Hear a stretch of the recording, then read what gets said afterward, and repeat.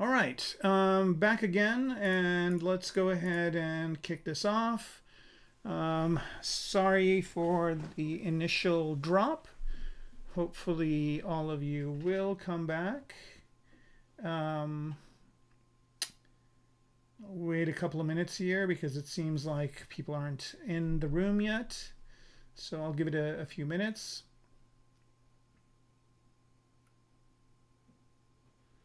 Yeah, that was really odd. Something was happening with OBS that I couldn't figure out, so I just had to restart the stream. All right, here we go. Hey Enzo, how's it going? Yeah, so I'm glad everybody can see me okay. So just the same old stuff. Please like, subscribe. If you like the stream that you're watching, if you drop a like on YouTube, that'd be great, and on Twitch.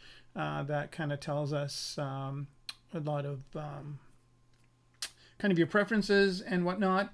And also, if you subscribe to ZBrush Live, there's a lot of other streamers as well, and there's a lot of good streams that are presented, and there's a lot of more coming in the next year. So a lot of exciting new stuff. So this would be a great time to subscribe if you haven't already. You can ask questions during the stream, and also after the fact, you can leave your question in the comments, and somebody will hopefully get back to you. I check them every once in a while myself. And yeah, and that's that. So I just need to know if you guys can hear me okay, so I can go ahead and get started. So a bit of a couple of weird things. One is a bit of a snafu. I wasn't supposed to stream last Friday, and for some reason I kind of had my schedule mixed up, so I did stream last Friday, but I had today's schedule as well, and honestly, I'd rather be doing this than watching all the footage of the LA fires and all that. It's been quite a few harrowing last few days. I don't know if you have heard. Of course, you probably have, unless you're completely tuned out. But we have had some major fires in LA, and just a really bad disaster. And as far as I'm concerned, it wasn't close to where I live, but I know a lot of friends that lost their homes, and my kids' school that they graduated from was damaged, and a lot of the neighborhood around there, which was really beautiful, is completely turned to ash. So, but anyway, luckily, it's kind of getting less windy, and hopefully they can control it. And my heart goes out to all the people that have lost anything, and hopefully we're on the road to recovery. Anyway, that said, I'm still waiting for somebody to type in the chat if you can hear me okay and see my screen. And then we can get going. So we're still working on this bike. Today I'm going to, I did a few changes here, and today I'm going to actually make the Boolean of this.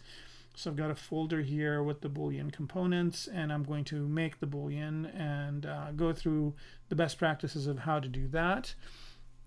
So as you can see, this part right here is got multiple subdivision levels. So this is the lowest subdivision level it has. And I'm going to clear the mask on here. I had the mask on here. I hope I'm not dynameshing. I had them. Yeah, I'm not. So I had the mask on here because I extracted out that part. And also I reduced some of the detail. But the Boolean I'm not going to do at this subdivision level. So what I'm going to do is just duplicate this part. So I have the kind of the master here. And I'm just going to call this, I'm going to rename it. So this is the bike master, so I don't accidentally delete it. And then with this other one that I copied, I'm going to make the changes. So the first thing I'm going to do is I'm going to take it all the way up to the highest subdivision level, which is over here. It's about 3.2 million polygons. That's not too bad. And again, this isn't going to deform or anything, so I don't really care about having the lower subdivision levels. I mean, it'd be nice to have it to UV and whatnot, but for now I'm happy with where it is. The other thing I'm going to also do is, for UV purposes, also And before I delete subdivision levels, I'm going to create polygroups that are planar. So I'm going to go to the ZModeler brush and go to polygroup, and let's say polygroup island, and let's pick this one. Let's see if I can pick a different color. Okay, and then I'm going to do this one as well. So these are planar, right? And then I'm going to do this one, a different one. Okay, so here this one is not really. It's going to do the entire polygroup, and I don't want to do that. So I just want to do flat island. Let's see if that works. So flat island, and that's bleeding into here, which I don't really want. So I'm going to do it a different way here. I'm going to go ahead and use the Alt key and just paint it on. And this is better done, of course, with a pen. I don't know why I'm using the mouse. Here we go. And I'm using my Wacom pen display here. All right, so now I did this. I'm going to say polygroup a single poly, and it'll polygroup all these guys. And then I'm going to say polygroup fill, and that'll fill over here. Now the thing with polygroup fill is I don't think it does it. Yeah, it doesn't do it on the other side, so I'll have to go and do it on the other side as well. All right, I'm kind of doing this, and I don't know if you guys can hear me okay. I'm assuming you can, but if you could let me know in the chat, that would be awesome. Please. All right, so let's do this. And now here with this kind of corner over here, I think this one will be better off with this specific polygrouping here. So I'm just going to do this. And again, I'm going to use the Alt key and just draw this out.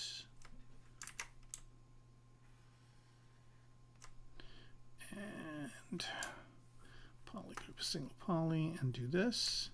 Oh, wrong one. Still the wrong one. Okay, I'm just going to do single poly, but absorb it. I don't know why it's not absorbing it. I think it's because it's got this group. All right, I'll just leave this for later. And then I'm just going to do this one, polygroup flat island, polygroup flat island. And let's do this one like so. All right, so the problem with flat island is I think it goes for, I think the angle, let's see if there's a way to adjust the angle. There isn't. So again, I'm just going to do polygroup island for this one, polygroup island, and okay. Do it on the outside, right, and this one as well. So what I'm doing right now is I'm just kind of creating my UV borders or UV shells per se, and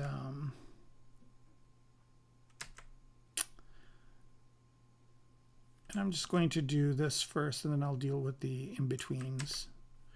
I'm just picking different colors here, so I have different islands. And this one, bright green. Okay, and this can go around. It's fine. Then this one can go around as well. And I'm just going to make sure here that I have point turned to off and edge turned to off, or do nothing, so that I don't affect any of the lines or anything like that. And I'm just going to observe this color and put it up here. Absorb this color, put it up here as well.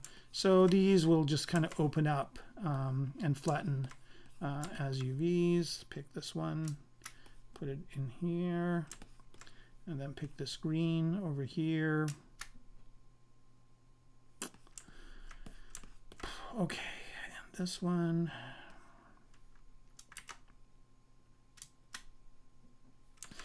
All right, so right now, if I just UV it, it will UV fine, but then I will get these kind of border bevels to come in separate, which I don't know if I want to do, but maybe it doesn't matter. And then this bottom part I don't really care about, really. And the only reason why I'm UVing this is because maybe I will need to have it be I might need to do some displacement maps or bump maps or something like that for Substance Painter later.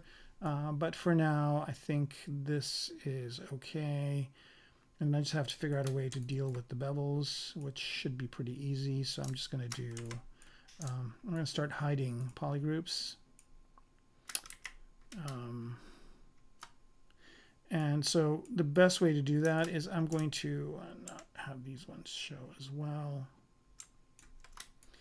Okay, so now I've got these showing. I'm just going to group these all together. So that's done. So that's perfect. This is how I want it. Again, I'm not really going to worry about the bottom right now. And then let's do this as well.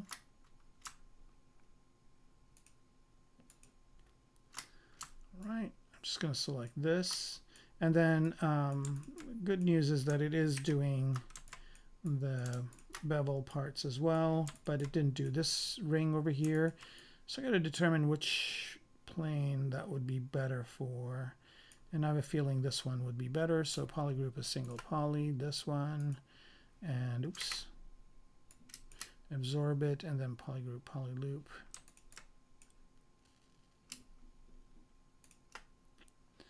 And get that as well. All right, so now that back part is good. Now I got to kind of build myself up out into this part over here. So I'm going to do this again, select these two, Control Shift. All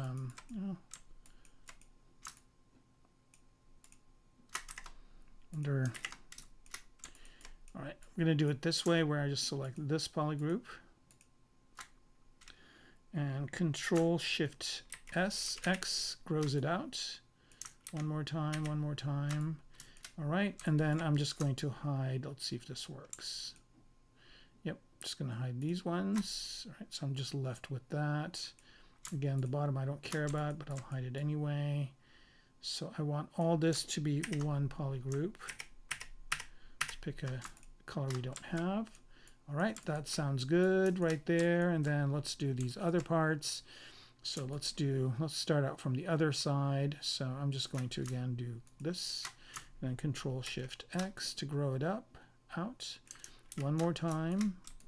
All right, and then we don't want this one. And we don't want this one. All right, and then everything else could be one polygroup.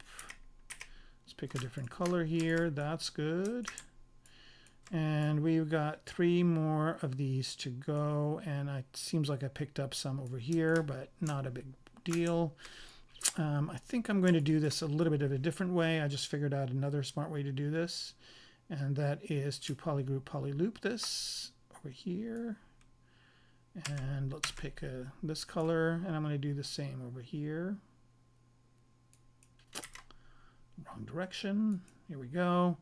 And then I'm just going to fill this inside part. Yep, there we go. 1, 2, 3,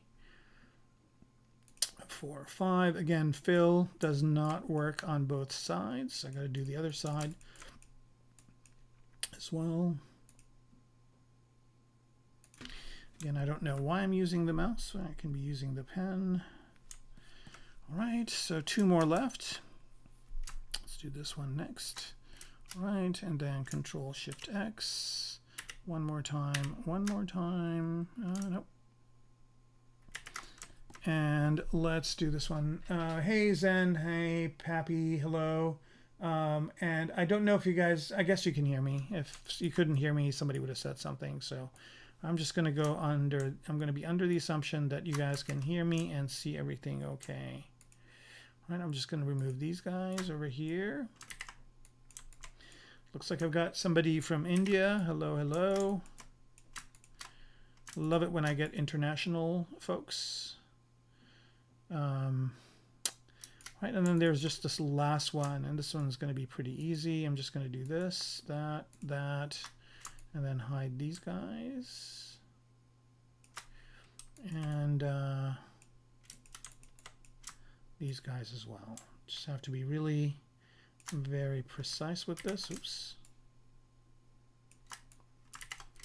Keep doing the wrong thing. Here we go. All right, one more. And I should turn perspective off. I don't know why I had it on.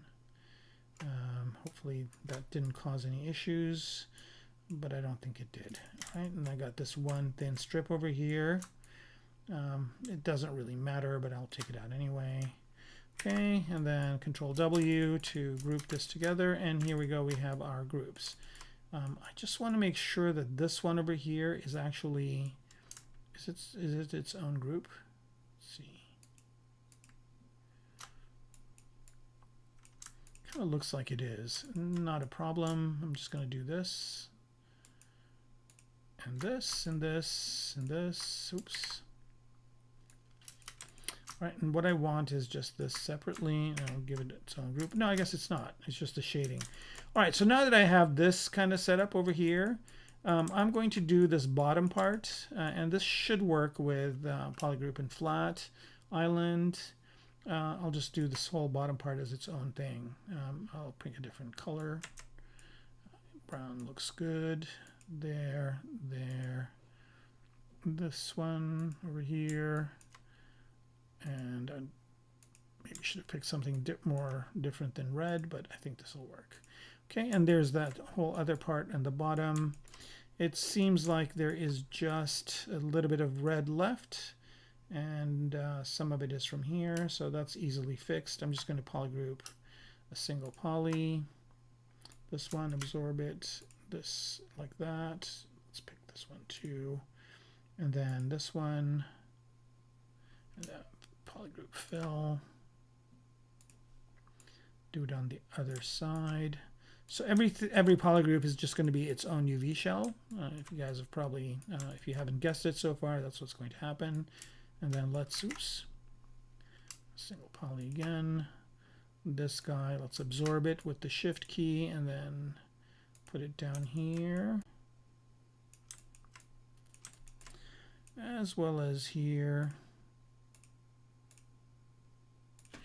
And then I'm just going to, I wonder if fill will work at this point. It should. Polygroup fill. This one. Let's go back to single poly, do these two. And let's do a fill over here. All right, and we're done. I just want to make sure that there is, I don't know what's going on over here. Is it red? It does look like it is red. I'll make that. Okay, now it's blue. And we are good. Okay, so now we have all these polygroups. I can just go to UV Master and UV this guy. I think the the Boolean will probably destroy these UVs, but I'm just going to do them and have it, and I can always redo the Boolean if I need to later on. All right, so if I need to make any changes or whatever, I can do them on here. So I'm just going to go to UV Master and unwrap polygroup symmetry. Yes, do it. And let's see what it did. Use Morph UV. Perfect. That is what I wanted, except there's a little bit of a weird thing going on over here. Let's go ahead and see what that is about.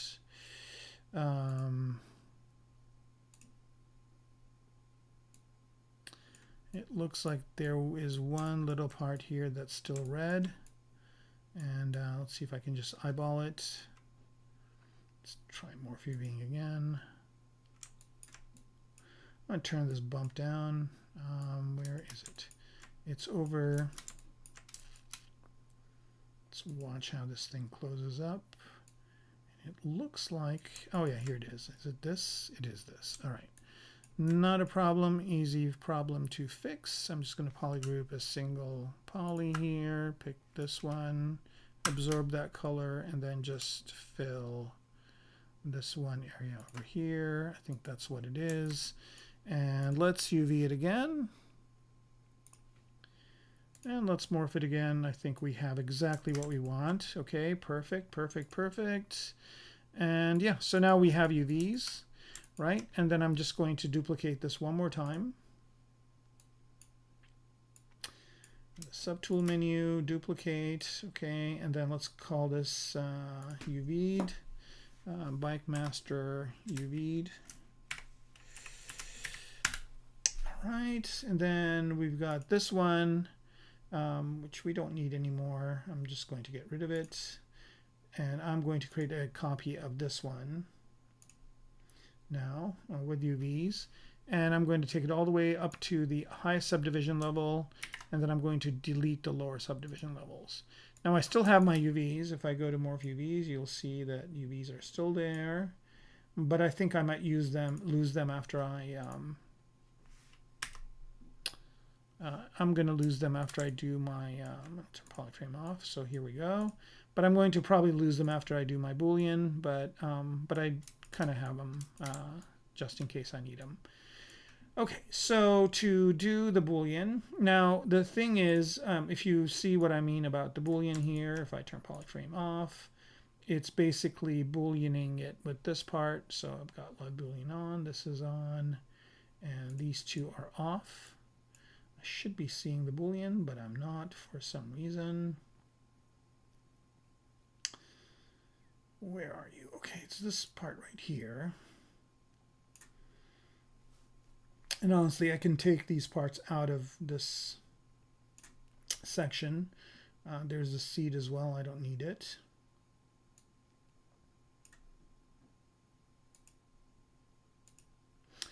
And I just have this part, and I could probably take these ones out of here too. All right, so all I have is the bike master UVs with the no subdivision levels, and then I have this one, and that's correct. But for some reason, I'm not seeing, that's because I've got solo on, I'm not seeing the UVs. Here we go. All right, so I want to cut this piece out. Also, this piece goes all the way through, and I don't want it to go all the way through. So what I'm going to do is I'm going to duplicate this one more time. Okay, so I've got two of these.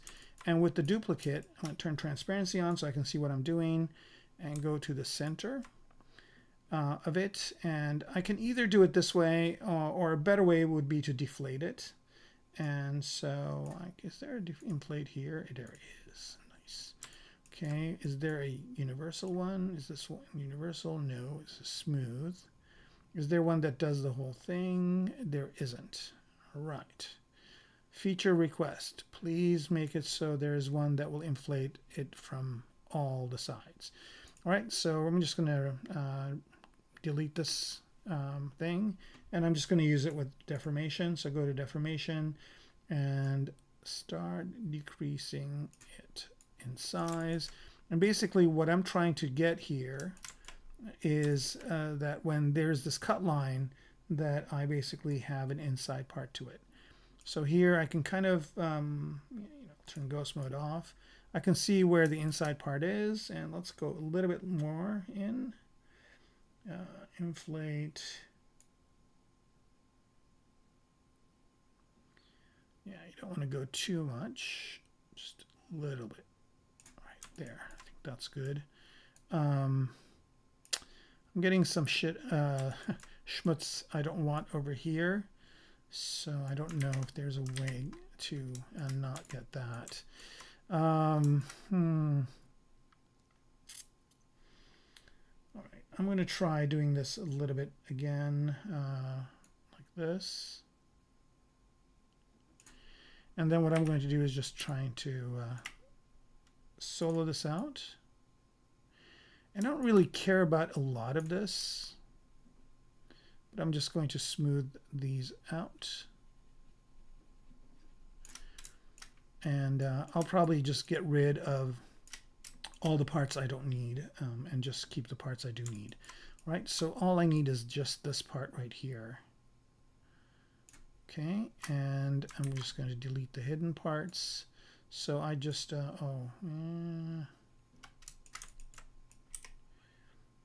lift this up to about here. And I don't know why I'm getting this weird lip. And I don't want this indentation. But I think that's easily fixable. I'll do that next. Do this. And then for that indentation part, I'm just going to solo this out. I actually don't even need this top part. Maybe I do. I don't really need this part. So I'm just going to use the knife curve. Let's save before we do that so we don't get what happened to us last time again.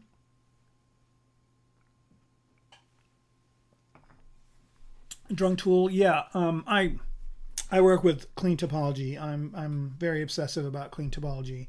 And you can see how I got to this by watching the previous videos. So this is episode 7, and there's 6 before this one that you can watch on YouTube on the Max on ZBrush channel. And if you watch those there, you can kind of see how I got to this topology. But yeah, I'm very obsessive about keeping clean topology when I work. Okay, so now that we've saved it, you know, let's cross our fingers and use the knife tool. So I just want to do a cut this way, one this way, and then one this way. And all right, it cut it, but it made the cut, but didn't remove the pieces. All right, I'm going to, instead of doing cut, I'm just going to use the trim. And that is not as good, but it'll do the trick of what I need it to do. All right, that kind of gives me this inside weird, oh, I don't want to do that. It gives me this inside fill on the inside, which I don't really need. Oh. Yeah, it just gives me this whole polygroup that I don't need. So I'm just going to go ahead and delete that polygroup. Delete hidden. And I can just have this be all one polygroup. And so the next thing I want to do, I don't really need this part either. So I'm gonna knife curve that. Let's see if it works this time. Knife curve, this, like that. Yeah, I don't know why knife curve is just not cutting through. And I don't know why this came back.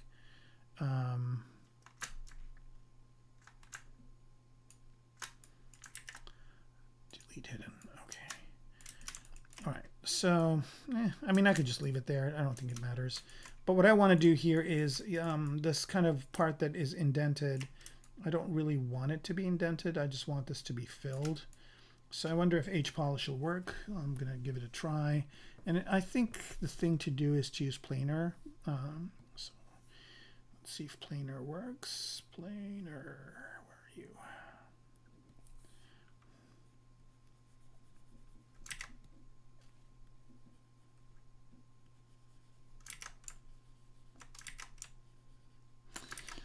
The thing with planar is that it's got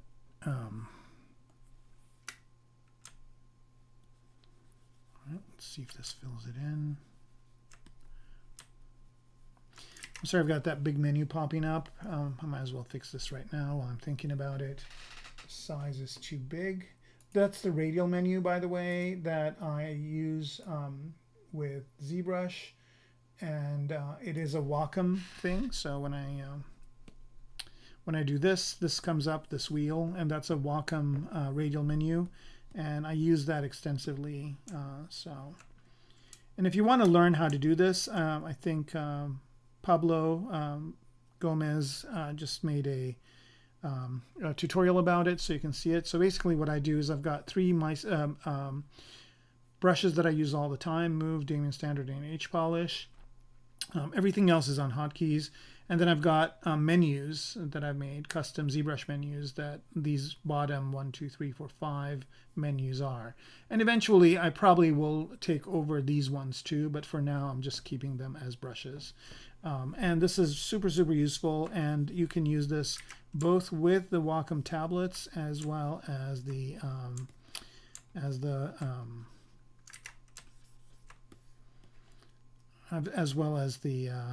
pen displays, or the Intuos, or the Cintiqs, sorry. And hopefully other vendors that make these pen displays or these tablets implement these tools. I am in dialogue with a few of them, actually with just one other one. And I've told them that this is a vital thing that I need, so hopefully they will implement it. And as soon as they do, I will make a video on how to do it on the other tablet as well, so people know how to do it. Okay, so I think this is good enough. I just basically need something inside of here so that when this cuts, and I can plus Boolean that one as well. So, all right, going back to the Booleans here. So I've got this one is going to be a plus, so these two are going to be additive, and then this one's going to be subtractive. Now the problem with this one is that it's very low poly, right? And when you do Booleans, you want to do Booleans evenly, meaning what I'm trying to say here is that what you want to do is you want to have same number of polygons, more or less. So the polygon density should be the same. All right, and so I'm just going to I'm going to turn live Boolean off for a minute and solo this thing out. So I'm going to be subdividing this, but I want it to subdivide evenly. So I'm going to do some manual work here just to get this to be subdivided. So I'm going to use the ZModeler brush again, and I'm going to insert, and I'm going to insert multiple edge loops here, and I'm just going to insert a bunch. Is this masked? It is. I was wondering why it was so dark. Right, so I'm just kind of adding subdivisions going this way. And again, I'm trying to match about what I have in the other one. I don't really need to go all the way to the details because I can subdivide it, but I want to get to some point where I can have square polygons. So I'm going to do this as well. And same here. Kind of like the psychedelic color stuff that's going on with the polygrouping. Okay, there we go. So those are the horizontals, and or the, I don't know, user V's, or I don't know how you would refer to it. Now here are these ones, and then now here are these ones. All right, I just have these ones to do. And again, all I'm trying to get to is some square shape polygons. All right, so now I've got this.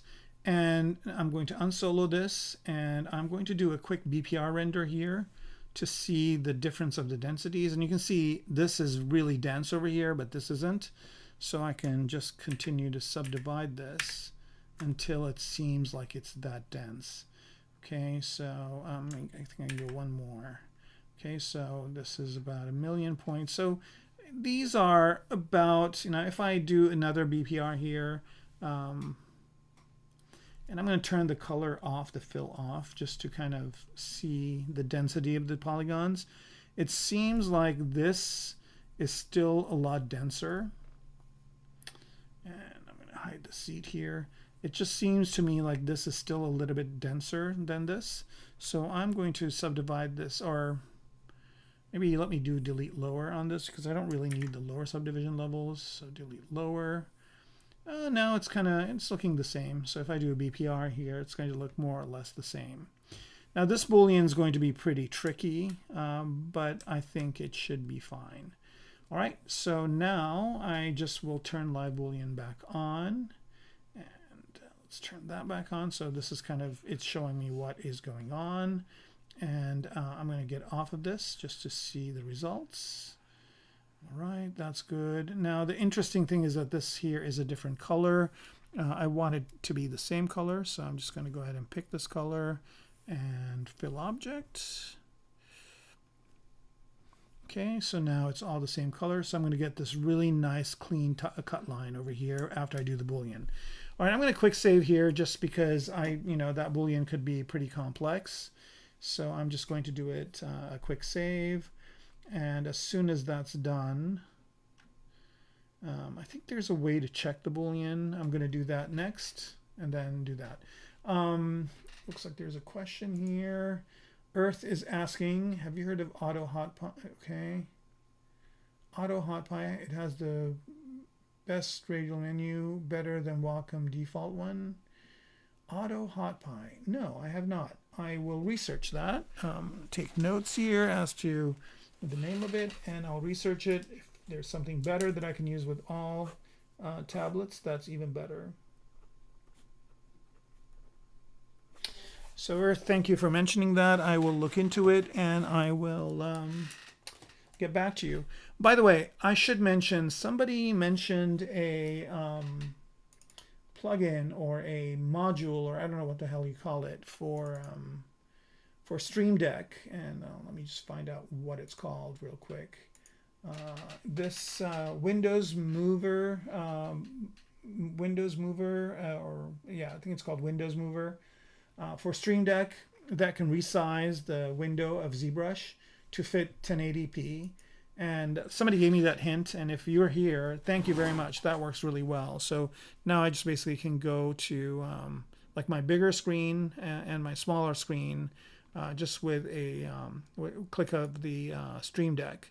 So that made a huge difference for me. Thank you. And I love it when you guys recommend stuff.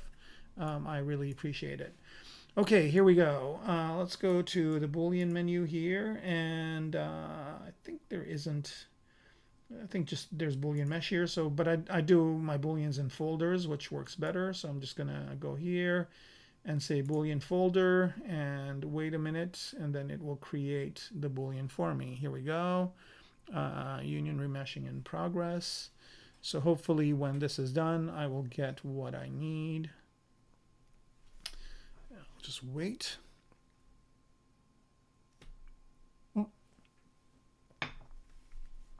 And there it is, and it's not good.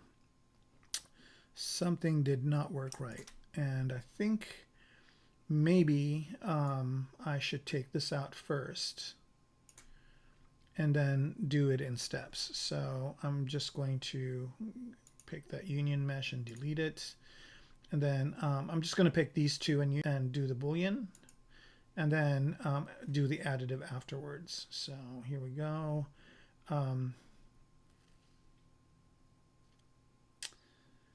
All right, what is going on? All right, here we go. Boolean folder. Why can't I Boolean the folder?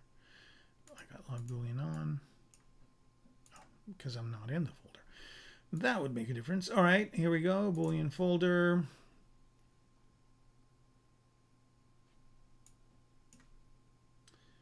And did it do it? Nope. Oh, I should turn the visibility on. That would help. And then Boolean folder. One more time. Here we go. Let's see if this works.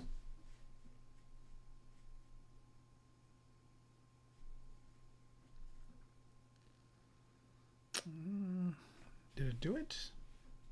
UMesh. There it is. And again, it's kind of got a funky result. I wonder why. I mean, it's a pretty straightforward thing.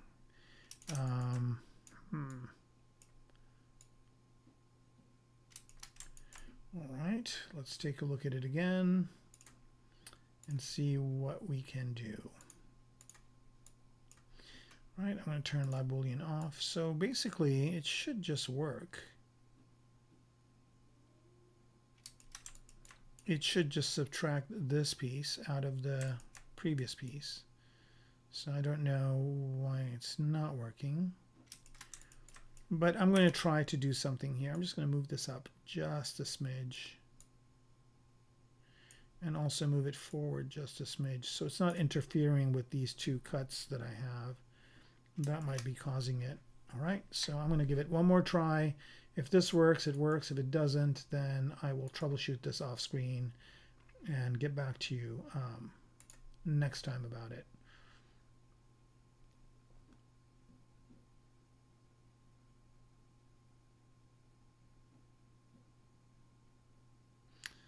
All right.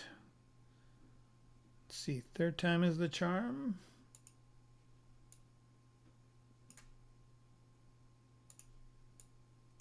Nope, didn't do anything this time. Oh, you know why? Because I didn't have the visibility on this guy. That's weird that you need to have the visibility on. All right, not a problem. We'll do it one more time. I'm going to get rid of this UMesh that it created. Delete. Go back up to here. And Boolean folder. Let's see if it works this time. This is the last time I'll try it. If it works, it works. If it doesn't, then I'll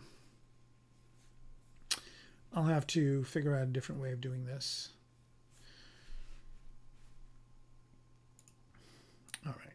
Still kind of did it, but didn't do it.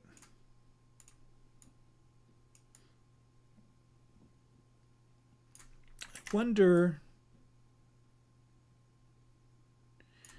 You know, I lied. I'm going to do it one more time, and I have another idea here. Delete. I'm going to go back into here.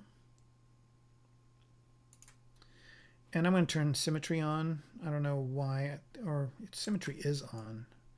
Maybe turn it off. All right, let's see if this makes a difference. All right, so I don't have symmetry on. And I'm going to do a quick check mesh on both of these guys just to make sure that everything is good with them. Check.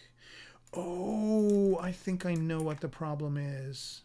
This piece right here is dynamically subdivided. I need to apply the dynamic subdivision. That'll do it. Okay. Of course, as always, the user error. But I think we should be good now. All right, here we go.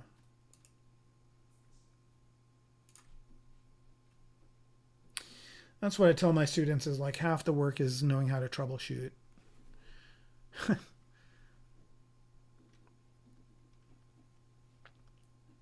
Come on, ZBrush, give me a good result. All right, here's the UMesh. Oh yeah, here it is. Delicioso. I will do the chef's kiss. Mwah. So good. Look at that. Perfect. Yes. All right, so now I've got this. Then, well, now that I got that, I'm wondering if I can bring this back down to where it was before. So, you know, basically the reason why I made these is because they're places to kind of put your hand under and open this thing up. So I'm going to do this one more time. It actually didn't take that long, so it shouldn't matter. I'm going to do this one more time where I am going to take this piece and move it back down to here.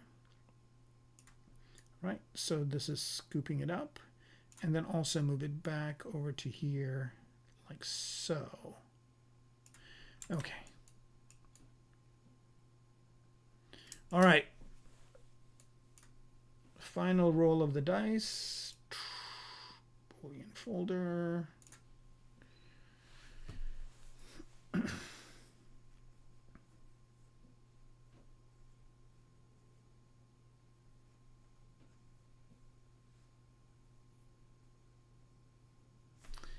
And there's the union mesh, and it's perfect. Yes, hooray. All right, so I've got exactly what I want now. Now the other thing I need to do, so because this goes straight through, right? I mean, it's kind of good enough. I don't even know if I need to do the other thing.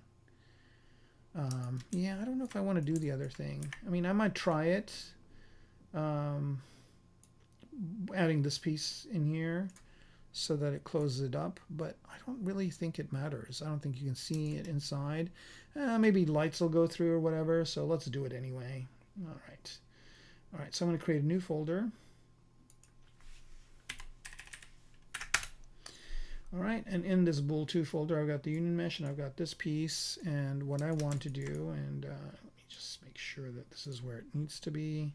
Turn transparency on, there it is. So yeah, I just need to kind of create an inside barrier to this. And I wonder if this will do it. It should. All right, let's just give it a try. It doesn't matter. It's going to be a union, completely union. So I'm just going to go ahead and say Boolean folder. And did it do it?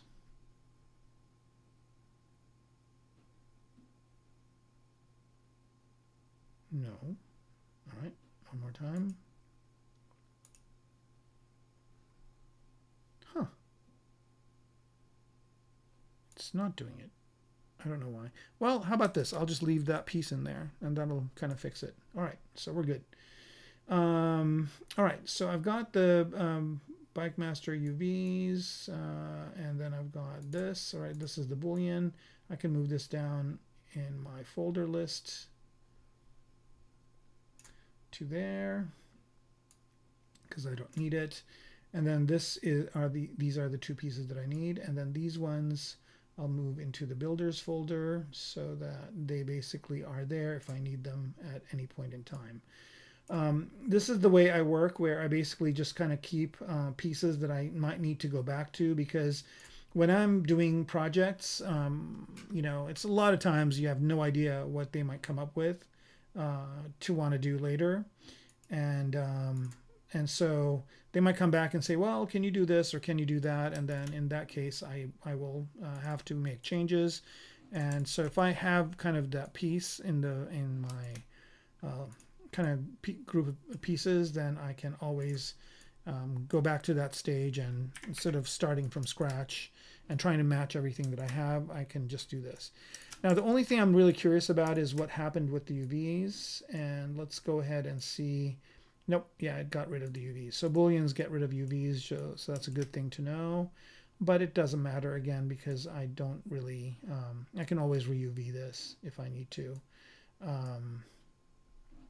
All right, so let's work on the seat. I kind of had two ideas for the seat. I had this one, which I kind of made, but then I thought it'd be better if the seat went all the way down and through. So I'm going to move this one into builders as well. And again, all these things are useful because if there is edits and stuff that need to be made, then I can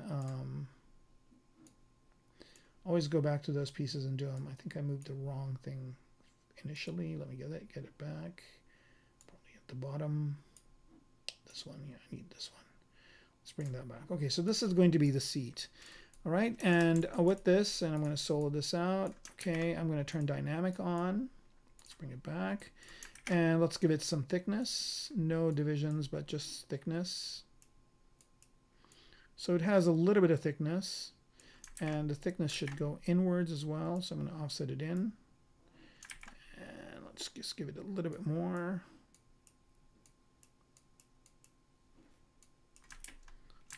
Whoa, sorry about that.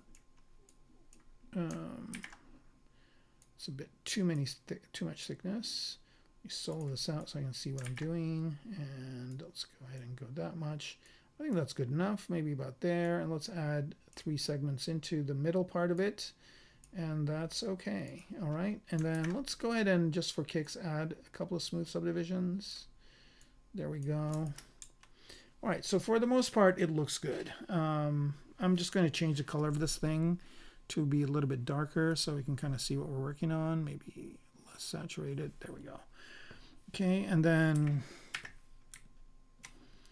again, this is kind of the same subdivision level where it's low subdivision level, and then I'm just going to go ahead and go to clip curve. I don't know why I keep peeking it from there instead of my radial menu. Then it's kind of bunching up around here.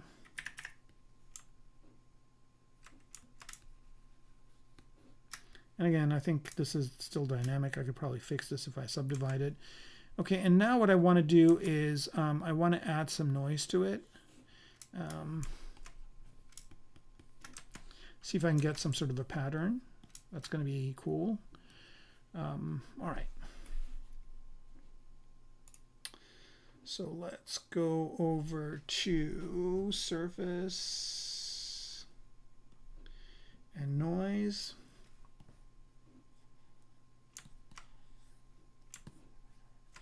I mean, it would be nice if it had like some corrugated kind of look to it like this. And I could probably make the scale a little bit bigger. Like this would be cool. It would be like rubber or whatever, but it's not futuristic enough looking for me. So I'm going to actually get rid of that noise. And actually, let's turn it on for a minute and go for strength. I'm going to turn that off and go to the noise plug.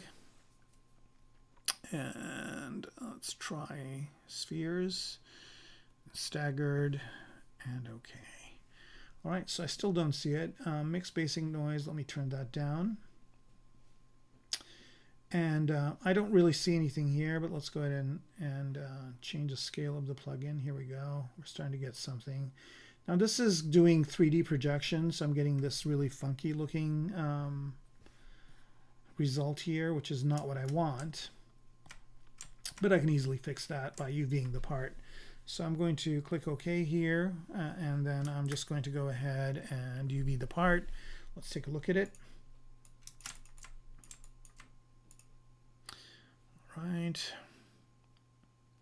I'm turn dynamic off for a minute, and I'm just going to unwrap it. Just do a rough unwrap. Okay, and then let's go back into edit here and turn UV on. All right, so this is kind of more along the lines of what I want. Perfect. All right, so I'm using UVs. Now the problem is that it's kind of cutting off over here. That's because it created a seam there where I don't really want one. So I'm going to cancel this out and go in here and turn the noise off for a minute and then do a different grouping of this. So what I'm going to do is I'm going to take these two bottom polygroups. Oops. Let's go to select mode here. And okay, I'm going to create an island with those. And then, oops, create an island with those. So I just need the UVs to be this way. That'll work fine. And then unwrap again. Okay, good, good, good. And then now if I go here and turn noise back on and edit and UVs, now I get exactly what I want. We're just kind of going smoothly through here and smoothly through here. And it's not going to be smooth on the bottom. And I can probably do that as well. Why not? Here. So I'm going to go ahead and cancel this. Go back to turning the noise off. And what I want to do here is I want to actually include more of this. So the way to do that again is I can just select this top polygroup and then Control-Shift-X to grow it out. And maybe to there. I'm kind of not liking this little chitty chatter part over here. That's a technical term, chitty chatter. And I'll just I'll see if I can deselect those somehow. It's kind of, I need to get the right camera angle. I think this will do it. And then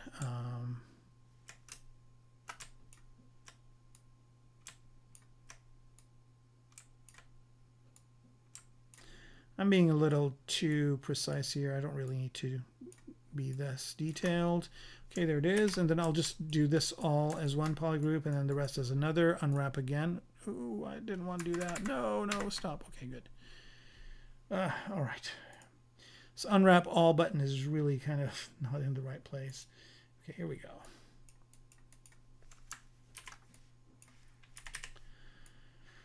Okay, that was a scary moment right there. All right, so now I think we're good. Let's go back to noise, surface noise, there it is, and UV. All right, so now I got exactly what I wanted. Up here it's fine, and in this corner it's fine. It's cutting down off over here, but that's going to be underneath stuff, so it doesn't really matter. I actually could probably have gotten rid of those polygons completely. All right, so now I'm okay with this, but all right, so I'm just going to save this out here to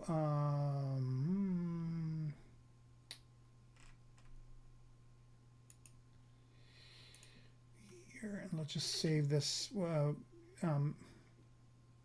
noise out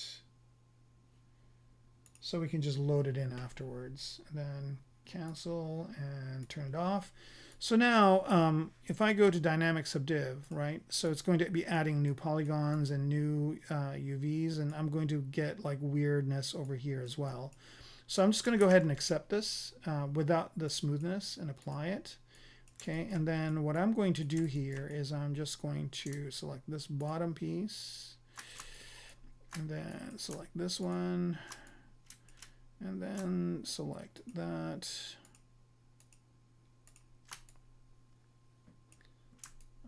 Why it decided to make this the same color, but it does not matter, right? That's gone. And then let's do this one as well. Okay, so now what I want to do here is let's get rid of this inside one.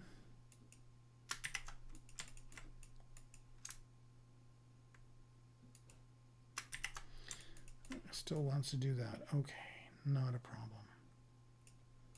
Okay, so I'm just going to polygroup these all. No, not yet.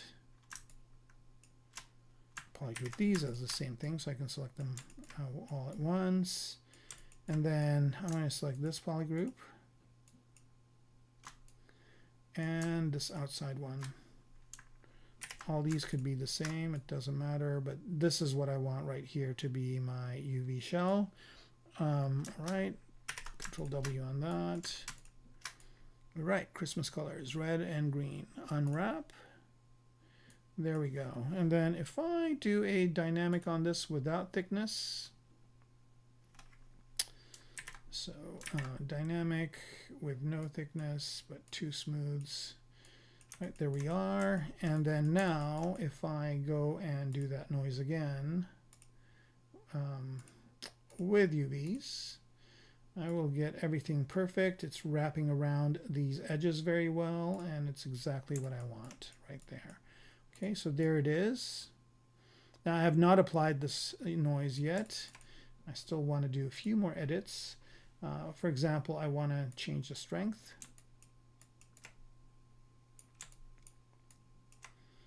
So the strength, it goes in or goes out. I think in would be more comfortable for the bike rider.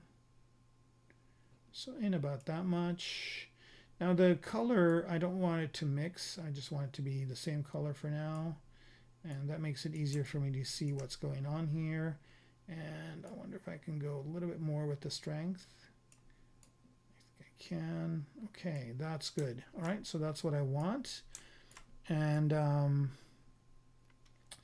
now I don't, if I apply this, it's not going to work. I'm still going to say okay here and not apply it. But I need to subdivide this a few more times. So I'm going to go to dynamic, subdivision, and apply. And I'm going to divide it a couple more times. And then I'm going to go ahead and apply the noise to the mesh. And there it is, right? Pretty neat. Okay, and let's unsolo that. And so now there is the seat part, and that's where the rider will be sitting. Okay, all right, good, good, good.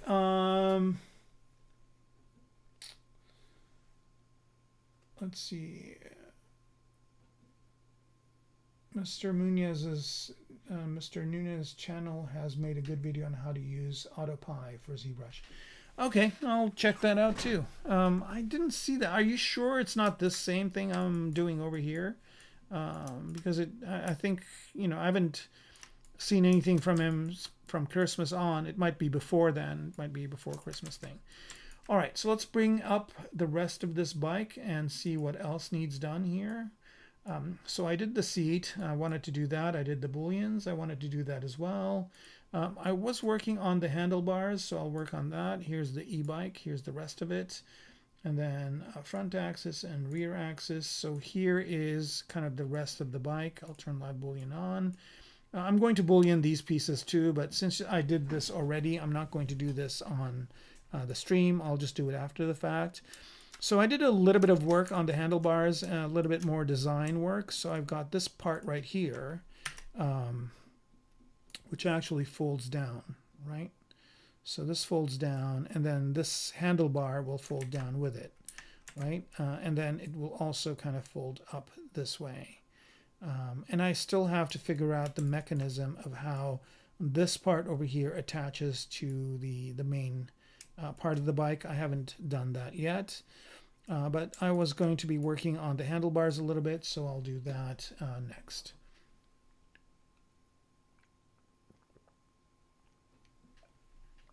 In the meantime, if you guys have any questions, please ask.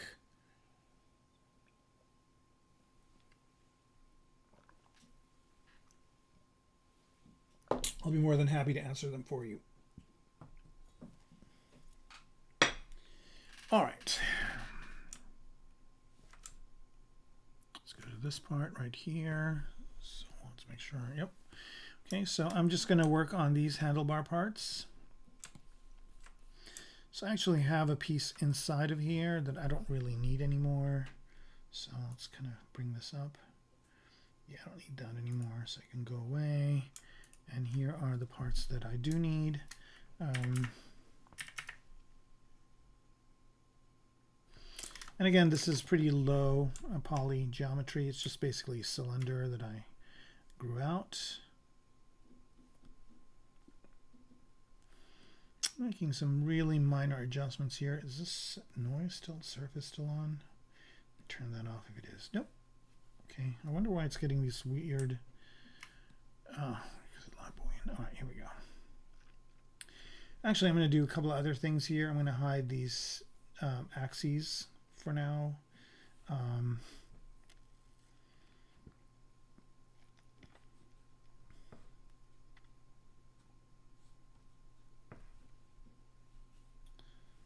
are you?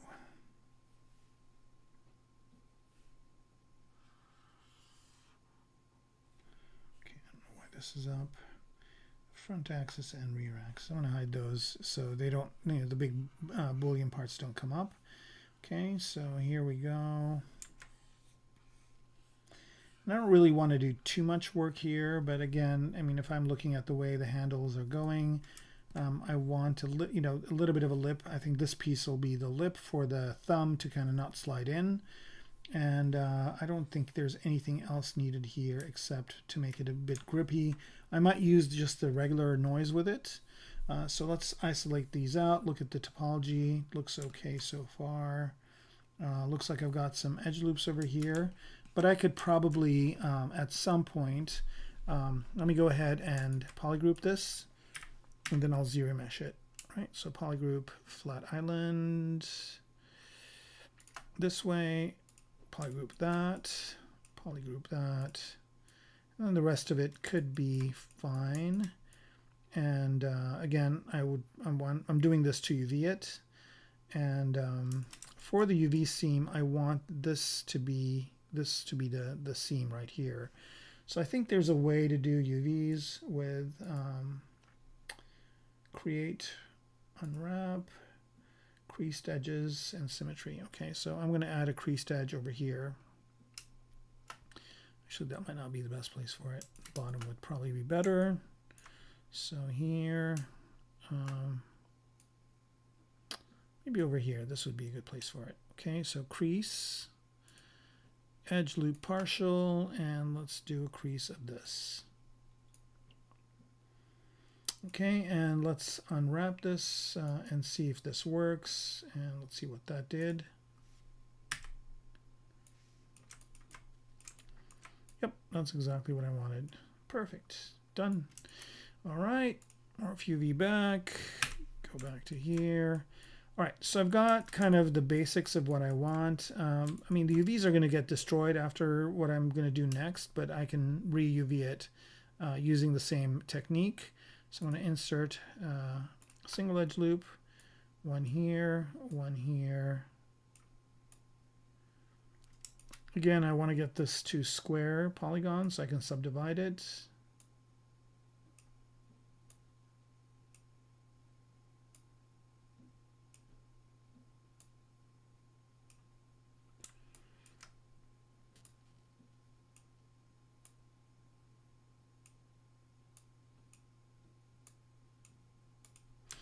All right, so a lot of this is just kind of, you know, manual work, but easy enough to do just to get what I want. Now I've got a lot of divisions down here. I don't really need this many. So I'm going to see if I can delete any of these edge loops. I can. I'll probably get rid of these two also, but here we go. All right, that's fine. And then there's a bunch up here that I don't know why they're there. I don't know why they got added. So I'm going to get rid of them as well. Oh, I know why they got added.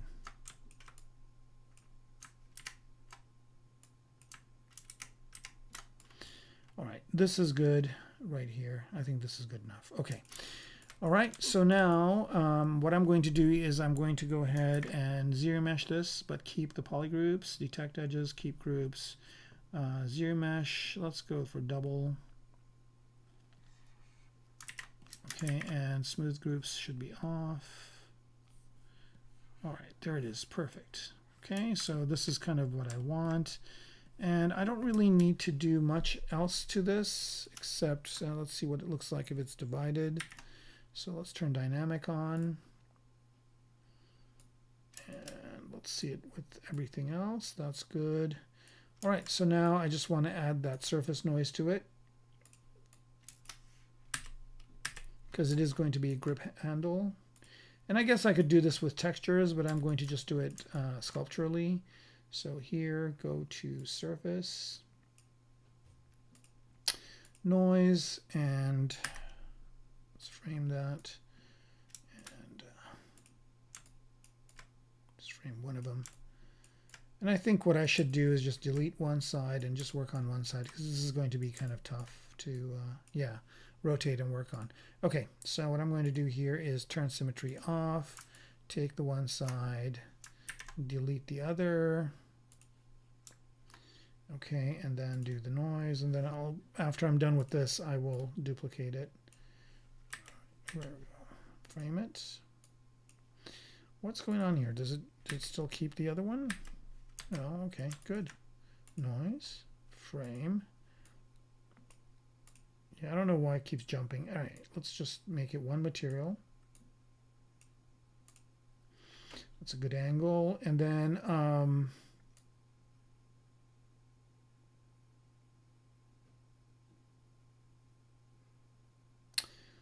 this is good. And I don't know if I like this too much. I might go ahead and go into the noise plug, and I'm going to go into some of these really cool Maxon noises.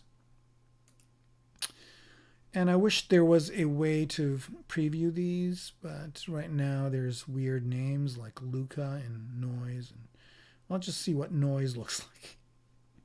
All right, so noise scale 0, mix by noise is down as well. And then let's just choose the plugin scale.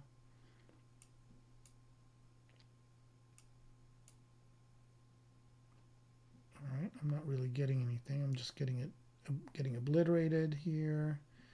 Why not? Is the strength too much? Should be. All right, well, let's just pick a different one.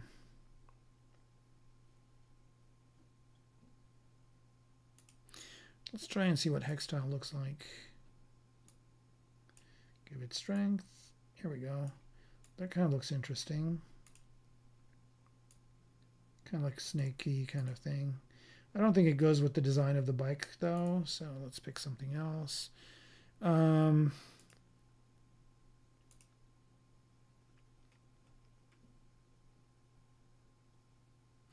think there is a website that has pictures of these, so I should probably just go and look at those. Right now I'm just doing some trial and error.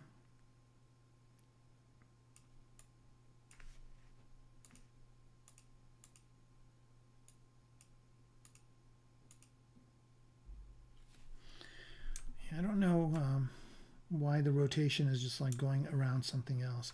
Oh, you know what? I know exactly what's happening. I bet you, no, it's here. Let's put this in the center. Let's see if this makes a difference. Better. All right, I think I'm just going to, I think I'm going to go with the basic noise, but I'm going to make some change. Or actually, you know what? I'm going to try something else too.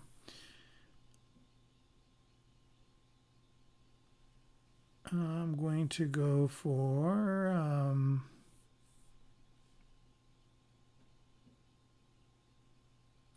spheres again, staggered. Okay, we should be familiar with that from the previous time.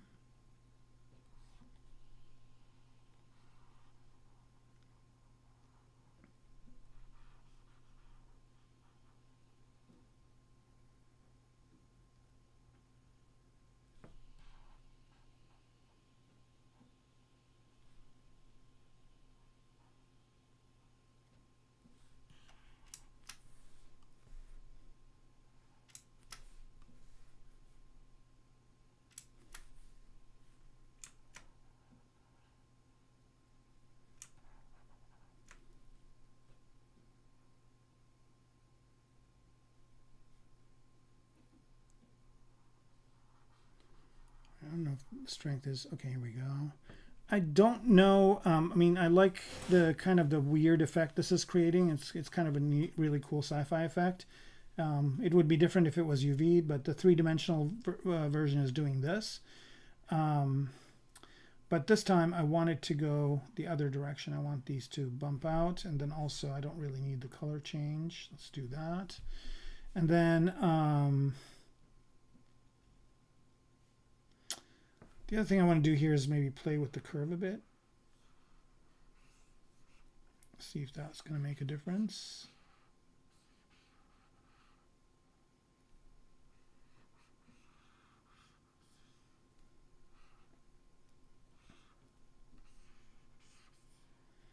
Not really, but I'm going to mix the basic noise now. So I do have the regular dots, and I also have the surface noise. Maybe something like that.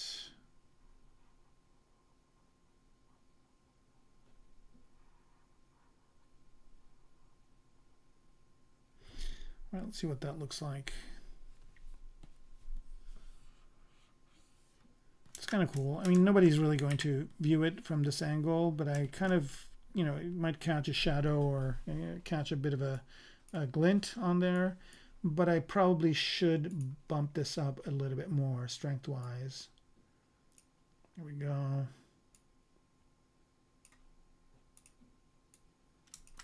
All right. That looks pretty cool.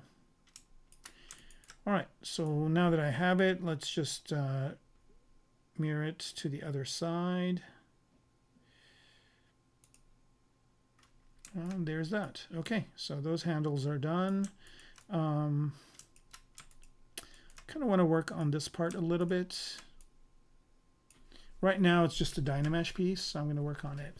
Cyber Demon, good morning. How's it going? Yeah, it's going great. Thank you. How's it going with you?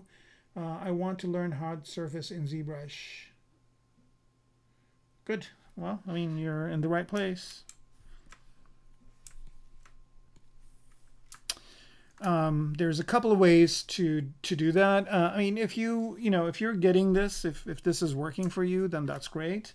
And if you feel like, well, you know, there's a lot of things you're missing out on because you don't really see,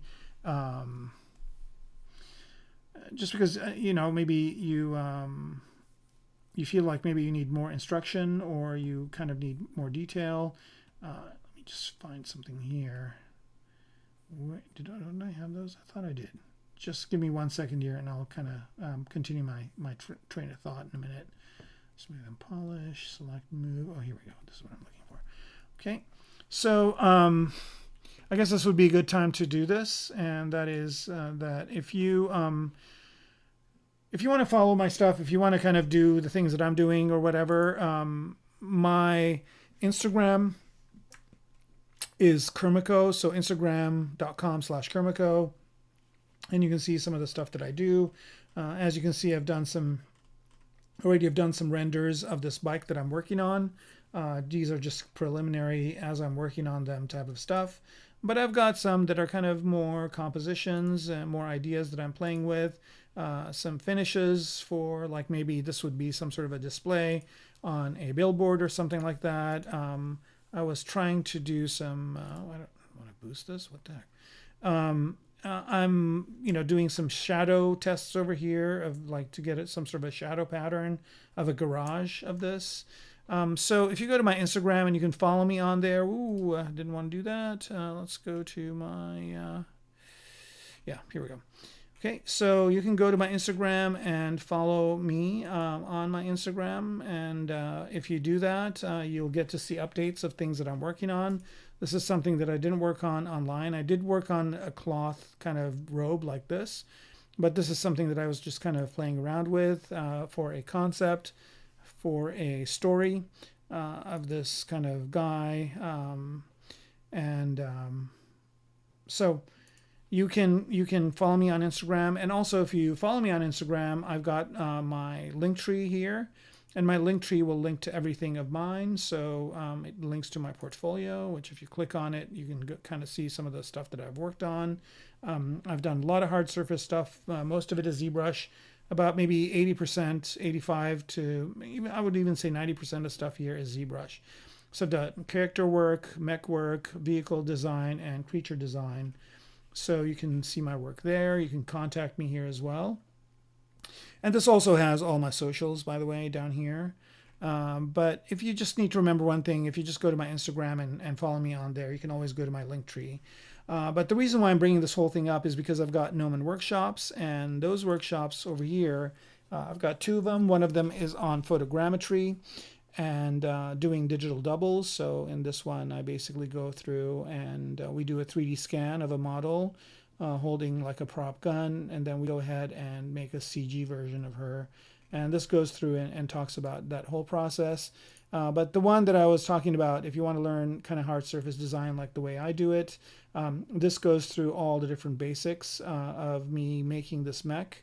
So I start out with doing research, and then I do quick sculpts in Oculus Medium, and then I do some thumbnailing, and then start refining in ZBrush. So a lot of the parts in ZBrush here are me working with hard surface modeling. So if you want to learn it, this is kind of the place, the way I do it. Of course, there are other people that do hard surface differently, and there's a lot of really great ways of doing it. But again, to get to this, you go to my Instagram, you go to my link tree, and from my link tree, it's the second one, Gnomon Workshop. I also have a Gumroad, and more stuff is going to be added to this. I'm working on them right now, but I've got a primitives brush. You can get these 17 brushes for free, as well as my UI colors for free. And then if you want my Pro Primitive brush kit, it's the same one plus some additional shapes that I use all the time, and that's $5. So again, the link to that is in my link tree as well. Yeah, so that kind of is where I would go if I were you. To if you want to learn how to do hard surface in ZBrush, that's the place to kind of learn. And of course, Gnomon Workshop, there's a lot of other really good tutorials as well from other great artists. If you don't know ZBrush, there's a good introduction to ZBrush, so that's a good way to kind of learn. Of course, there's a million other ways of learning as well. There's tons of videos on YouTube. Mike Pavlovich has some great videos, and Marco Plouffe, I don't know if you guys are familiar with him, from Chaos Masons. He does great hard surface work as well. So there's plenty out there for those who want to learn. The only thing you need is dedication and time. All right, there's that. So now I'm just kind of determining this kind of in-between shape. Sculpturally, this is all Dynamesh.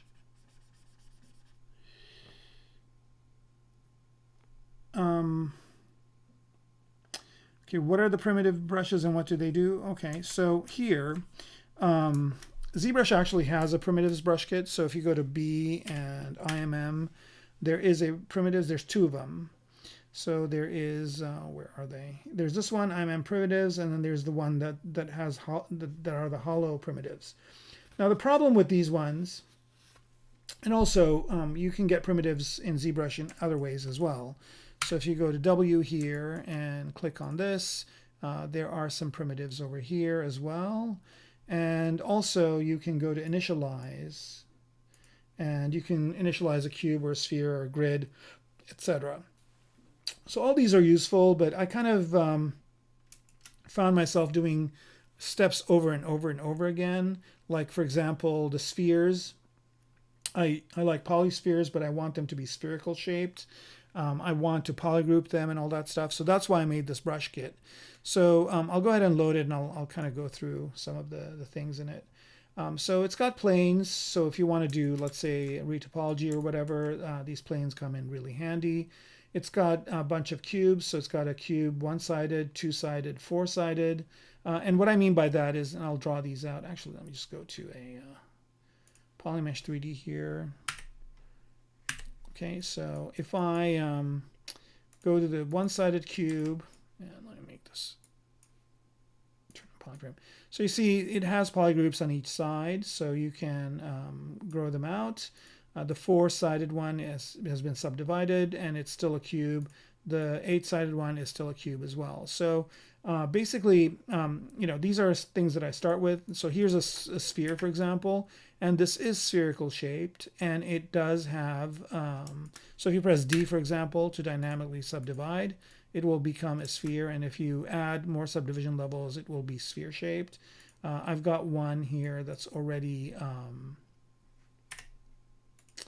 and also notice that these insert as well. So I've got the gizmo on the bottom. So if I wanted to add, let's say, a 64-sided sphere to this one, I could just go ahead and click and it will add it at the normal, right?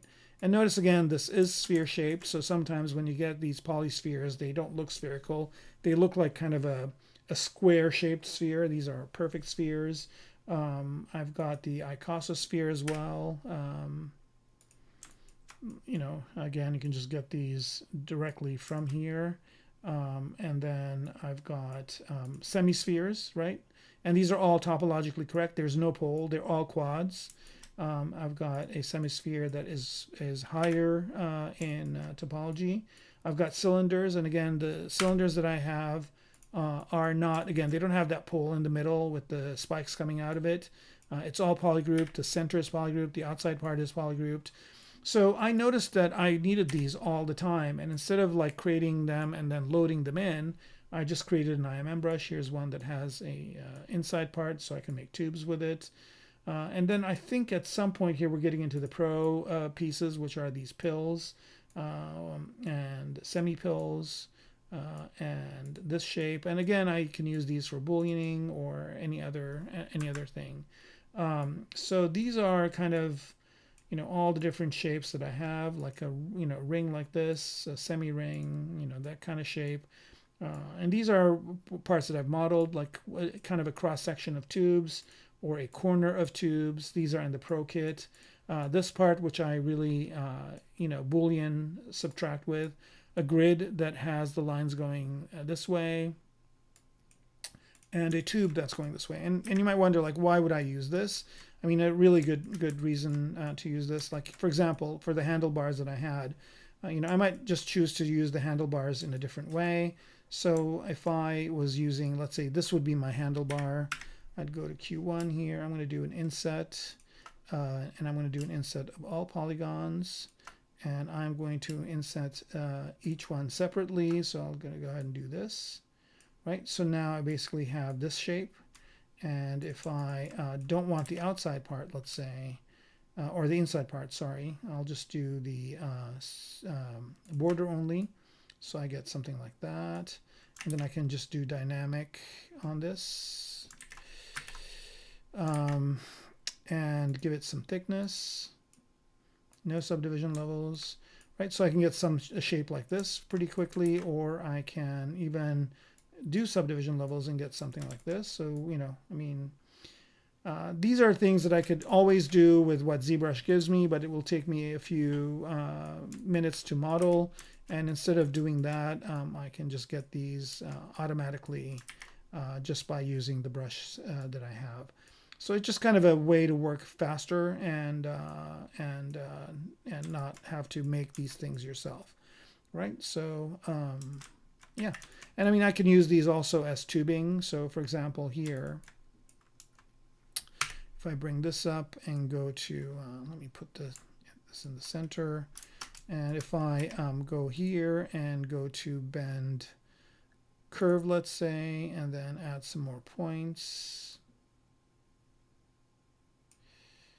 Where are the points? Is it curve resolution? Yep. Like I can add some more points to it here, and then I can just start moving these around. To get like, different kinds of, I think I added way too many points here. Let's go for less. Let's go for, that's a good number. Right, so I can just kind of do this.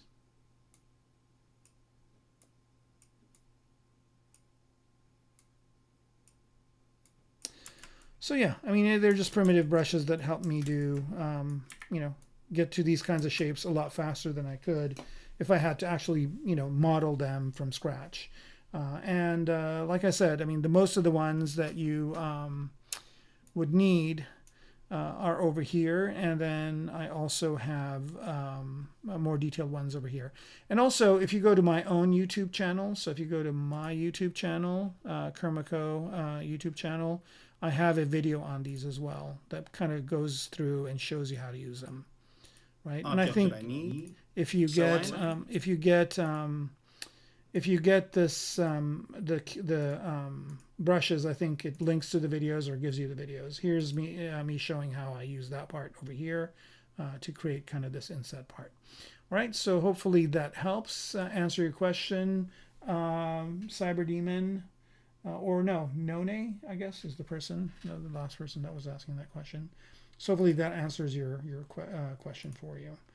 Okay, so let's jump back into what we were doing, which is, I believe, this part right here. All right, so I'm still working on this piece over here, and I think this is good enough. I don't want to really spend too much time on it. I think this is good enough. I just want to refine it a bit.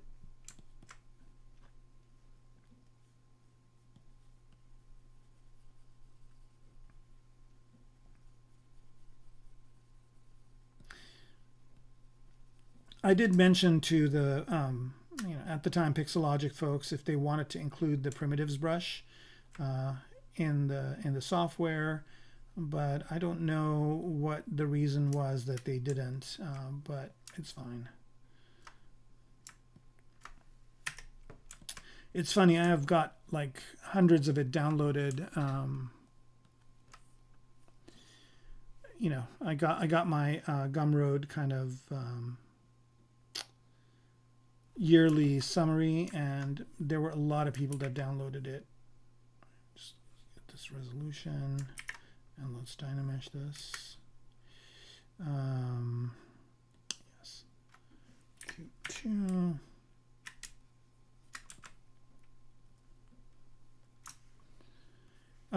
But yeah, like I had hundreds of people download it last year, so the free one. I had a bunch buy the Pro version as well, and I'm always thankful for that. Like even if you, if the regular one works for you, sometimes people just buy it just to support me, and I always appreciate that. And like I said, I'm going to be putting a whole lot of new stuff on that Gumroad pretty soon. I'm not done with them completely, but I will be done with them soon. I'm actually done with the actual brush. Only thing I need to do is do some quality testing, QA testing, and also create the promotional stuff for it.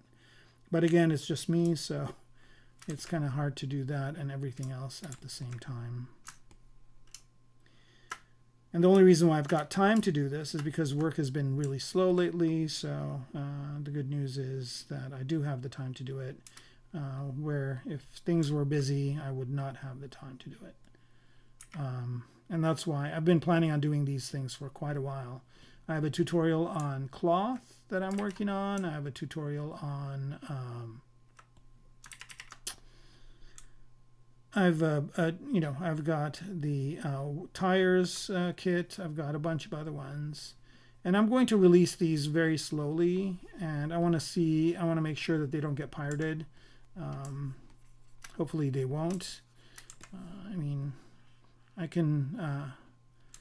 It's just they're not that pricey to begin with, and if people are going to pirate that, then I think it just basically will make me not want to make any more of them. Or, the ones that I have already, I won't release them. I'll just keep them for me. All these things that I make, by the way, I make them because I need, I basically determined that I have a need for them. And I look on Gumroad and I don't see that them existing. If they did, I'd just buy them and not deal with making them, but I make them, and then I'm like, okay, well, if I'm using these and they're useful to me, maybe other people need them as well, and that's why I publish them. That's why I did the primitives brush, Again, the Pixlogic one was okay, but it didn't have the things that I needed. So I just made my own, and then I'm like, okay, well, you know, maybe I'm not the only person that's going to use these, so why don't I make them for other people as well? All right, is this Dynamesh? No, it's not. Okay, that's good enough. Let's see here. And again, this isn't going to be very, I'm spending a lot of time on this because partially I want to have this kind of be an industrial design project for me, and so I'm going to do some kind of in-depth renderings of it and kind of explanation of what all the different things are on this bike.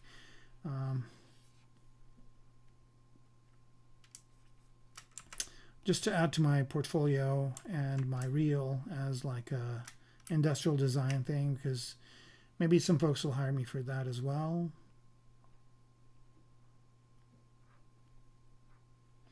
Because movie VFX work in LA has kind of been dismal.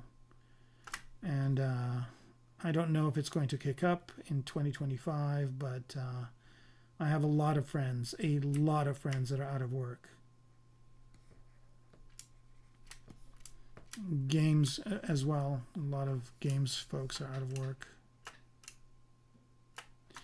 So I don't know what's causing it. I think partially it's because a lot of the studios are like, well, let's see if we can do what these guys are doing with AI and save money, which I think eventually is going to blow up in their face. But in the meantime, you know, I need to kind of be able to cater to as many businesses as I can, so that if one of them dries up, another one will pick up. I'm going to mirror and weld this. All right, that's good enough. Now the other thing I want to do is I've got a writer here that I've kind of sort of posed. I'm going to see if I can get away with posing her a little bit more so that she is has her hands on the handles. It looks to me like it's almost there, but not fully there.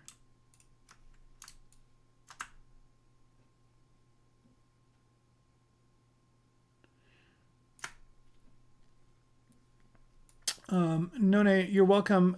Just a note. I mean, I don't really care, you know, ideally, but Kermaco is the next K is a C. I've actually considered having two Ks, but the second one is a C. And the only reason why I'm mentioning this is if you're looking for me and you're looking for me with the two Ks, you might not find me. You might, who knows. All right, so let's kind of get these hands to hold these bars. What I'm going to do is just mask this one and bring everything back and invert that mask. And I'm just going to use this, where is it? I've got this thing from a plugin that will put thing in the mask point. Is it over here? I guess it is.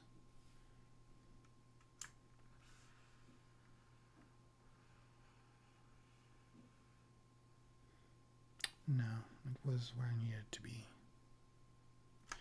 Okay, it's the gizmo joint. And it should put it right here. Let's see if it does. Hopefully it doesn't crash. I'm kind of not happy with all this thinking. Okay, good. All right. In the meantime, let's just quick save just for kicks. I don't want to run into that again. Nothing to be sorry about. It's a common mistake.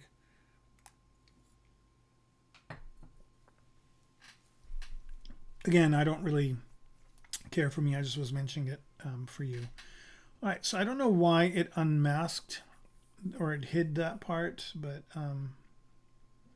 it's easy enough to do again. I'm just going to wait for this autosave to finish.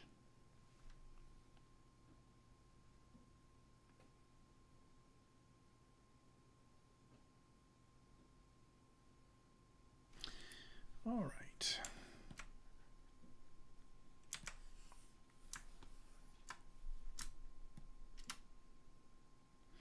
All right, so I've got the gizmo where I want it to be. I'll just have to rotate it.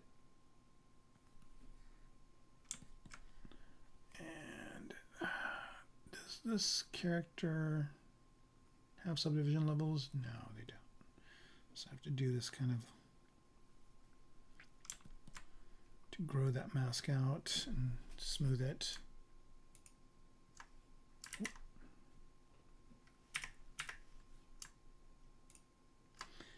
Right, let's go to the mask menu here. And let's grow that mask out. I think this is pretty high res, so I think it's going to, I don't know why it didn't keep the lower resolutions of it. I don't know. That's weird. Okay. Just going to grow the mask out to the wrist. And oops. Rotate it this way, move it over. Give myself a little bit of room to play with over there and then lift it up.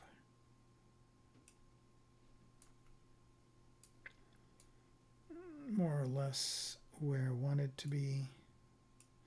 Again, it depends on how close I'm going to get. So I don't, right now I'm just kind of eyeballing it.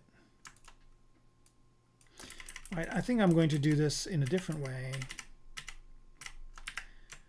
See if this works better. So right now my mesh is really dense, and you guys can see that I'm struggling a little bit with kind of getting it to do what I want it to do. So I'm going to use the proxy mesh, and you do it with a proxy mesh. So I'm just going to go here, and where is proxy mesh? Is it under geometry? Proxy mesh, where are you? It's not something I use all the time, so I'm not, you know, is it subtool? Subtool, split, no, not here. Where are you? It's under either geometry or subtool. I definitely don't think it's over here. I think it's probably geometry. Shadow box, proxy pose, there it is. Okay, so I'm going to do a proxy pose on this model, and that reduces it down. I think that's a bit too much. And then let's bring it back.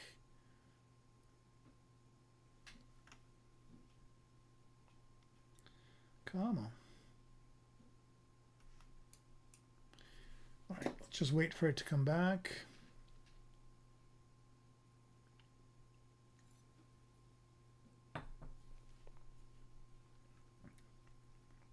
I think the reduction amount was way too much. Come on. I hope this is not a crash. I mean, we did do a save earlier, so we're good.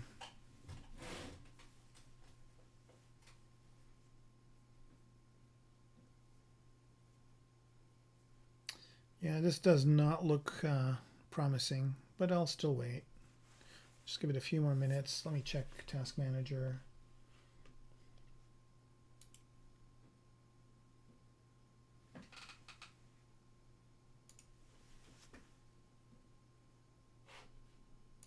All right, it looks like no, it's still cooking.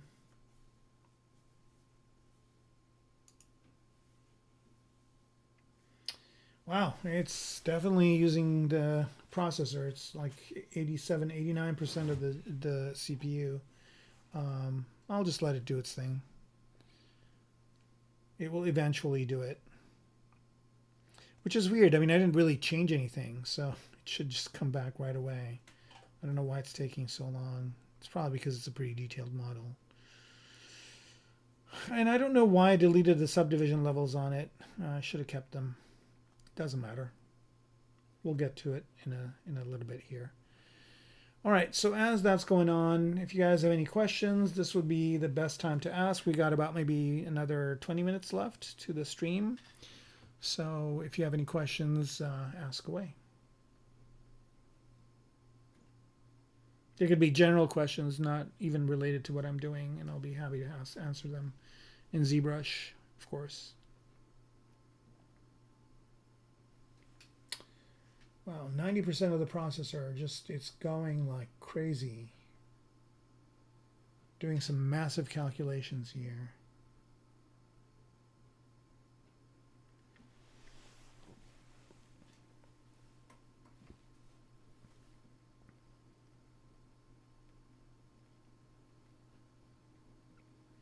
I might just have to kill this, and just for the interest of time. I mean, I'm sure eventually it'll come back. It is doing the calculations, but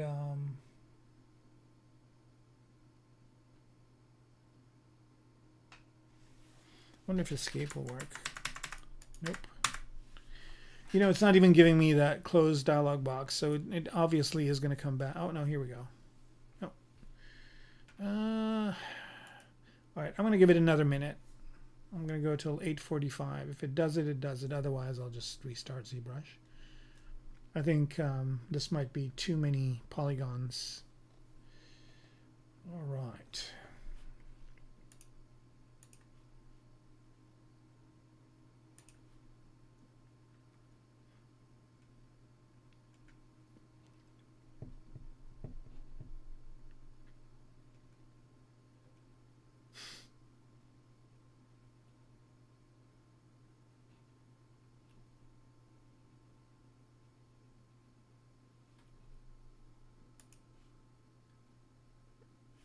Yeah, I can hear the fans on my computer just go nuts. I wonder if this is also a problem since I'm streaming. Yeah, I don't think it's going to come back. All right, it's 85. It's time to... good news is I had a save, a quick save. Ooh. I'll just bring that up.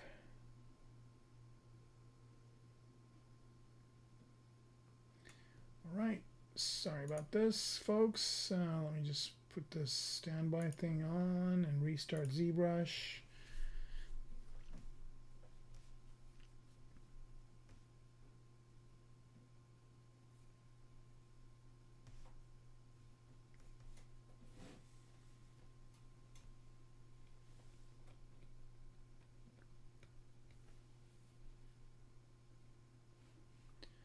Right, it's taking a minute.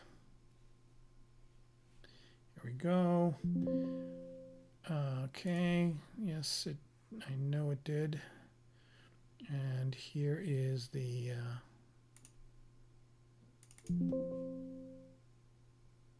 all right. It's coming in.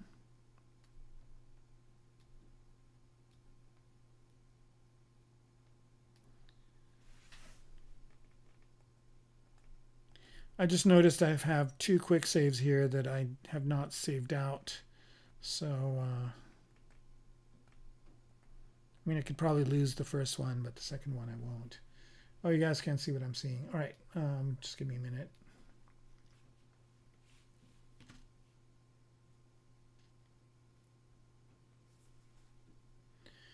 All right, let's see. Who else? Enzo, are you still with us? Enzo Vergara. I love the fact that you're using your name, if that is your name. I like it when people use their name. It's just, you know, there's just too much anonymity on the internet.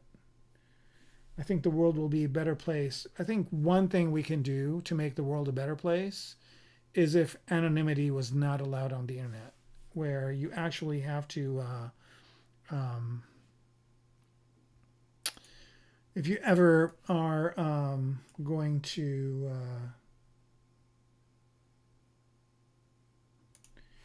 if you're going to be on the internet, that you should actually have to say who you are. Because, I mean, in real life, you don't have anonymity, right? I mean, in real life, you actually, you know, you can't just go up to people and say the kinds of things people say to people on the internet. So I think it would be a good idea if the internet also was not anonymous. I think it would save us from a lot of these, a lot of the trouble that we have. And I wonder if that is actually even possible to do. Right, I'm just going to go ahead and double the document size here. Draw it out, a half. Okay. All right, back in action. so I'm just going to try the proxy pose one more time. All right, so there is the model. You know what? Maybe I shouldn't tempt the time. I've only got 10 minutes, but basically, basically the way the proxy pose works is that you use it.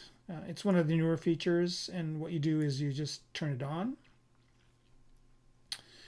And the amount here was too little, so if I bump up the amount, it might work better.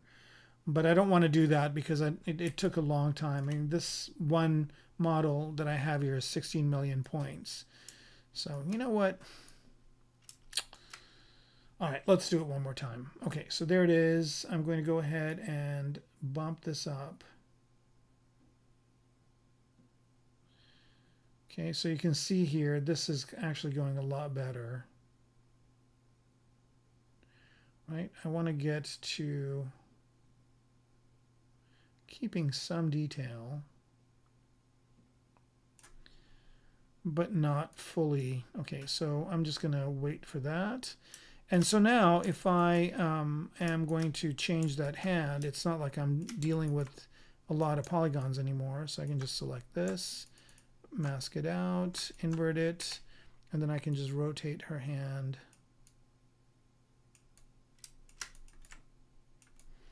And this is happening instantaneously.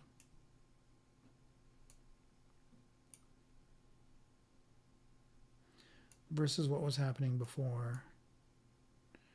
And that looks good. Maybe move the thumb down a bit. This way. Here we go. All right, that hand is good. Let's do the other one.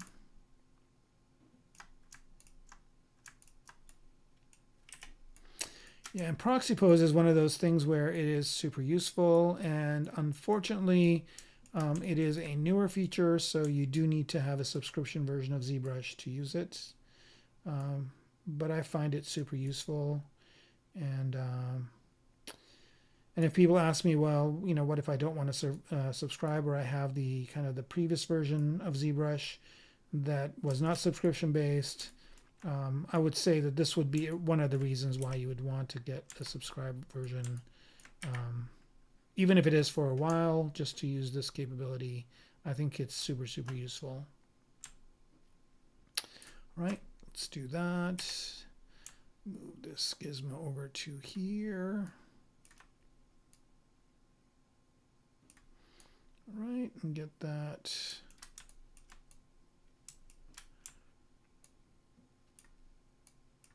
Back on the wrist, mask this part again, and I'm really curious to see if this will actually come back and be okay, because the previous thing that we did kind of caused issues. All right, so here we go, maybe about there. So I've got kind of her fingers where I want them to go. And notice here I'm just moving very few polygons, and then once I'm done,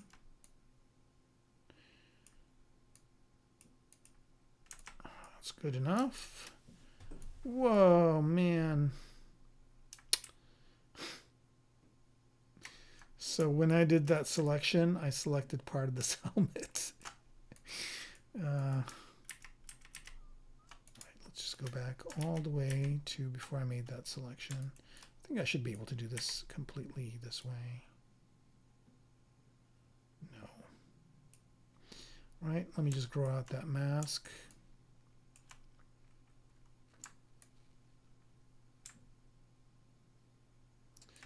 And make sure I don't grab the helmet. That was not fun. Okay, here we go.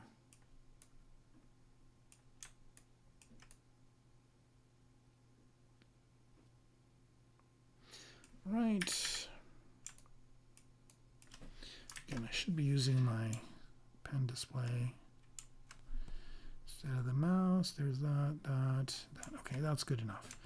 All right, folks, moment of truth. Let's see if the proxy pose comes back. And pressing it. And is it back? Nope. It's thinking about it again.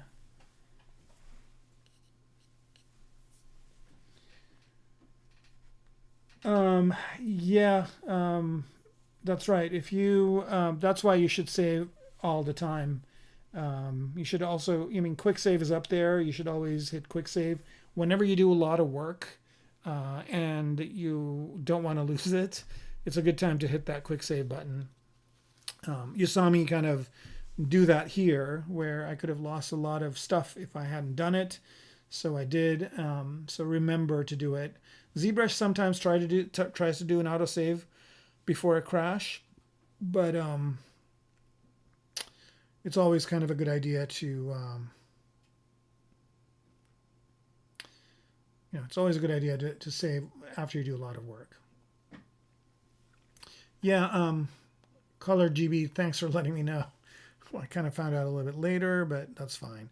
Okay, so now I'm just basically doing I clicked on the proxy pose button again to bring it back, and there it is. It worked this time, and it worked really well. And now her hands are where I want them to be. Woohoo! Look at that. Happy camping.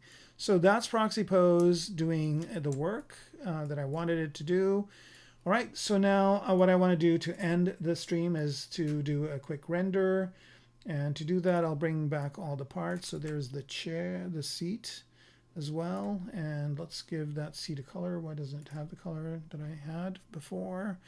So I'm just going to pick this color and pick a little bit of a darker version, less saturated for the seat. Fill object. Oh, no, not her. Seat.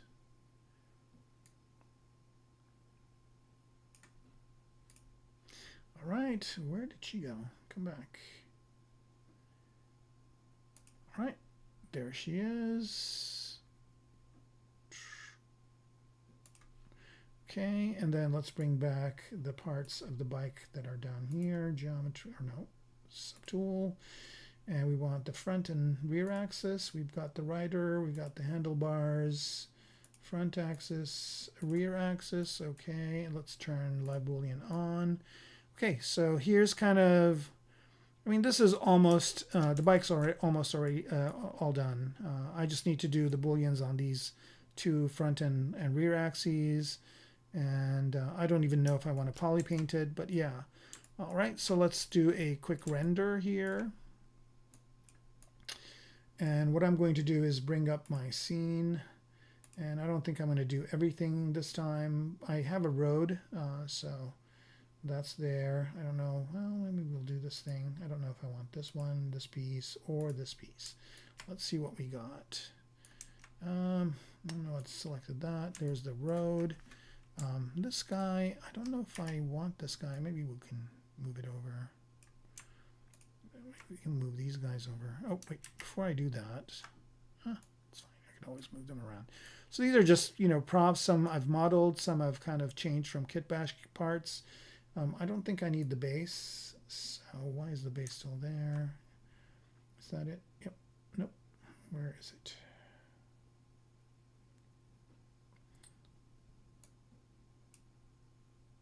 This one. I don't know if I want that. This guy right here.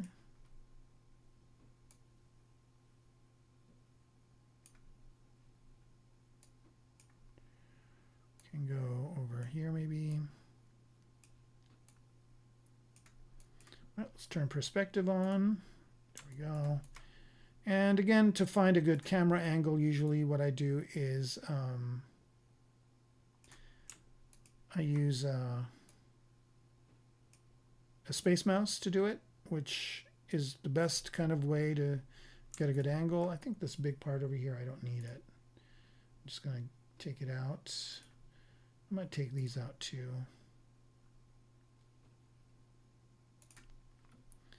I might turn this on because I think it's an interesting looking thing. Move it over here as well.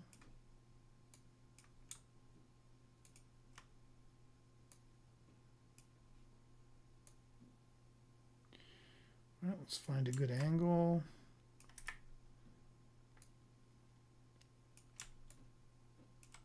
Something like this.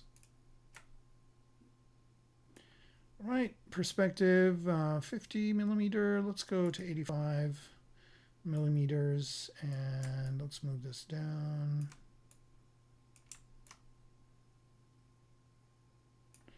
Maybe something like this. Let me move that ground up. That's a different piece. Where is the ground? This one. Okay. All right, and let's do that.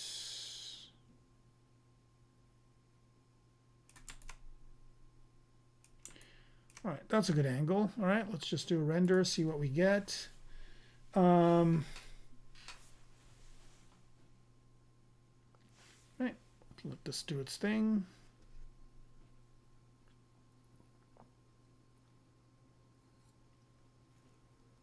That's not bad. And I kind of wish I could do the motion blur here. Maybe I can. Let's see. Let's see if I can get the blur action to work. Okay, so I'm going to go here with to the render menu and go to BPR filters, and let's play around and see if we can get some interesting things going on here. First thing I want to do is get a depth of field effect, and to do that I will turn on, let's see, what filters do I have on here? Is this one on?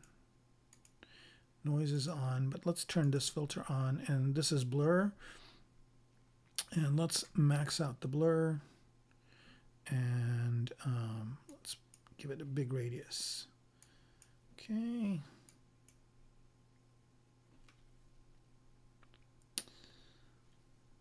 I think that this might not work because I probably should do this after the fact. So I'm going to turn this off.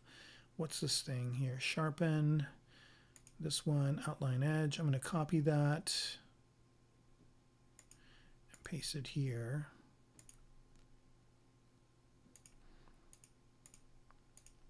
And let's have this one be the blur.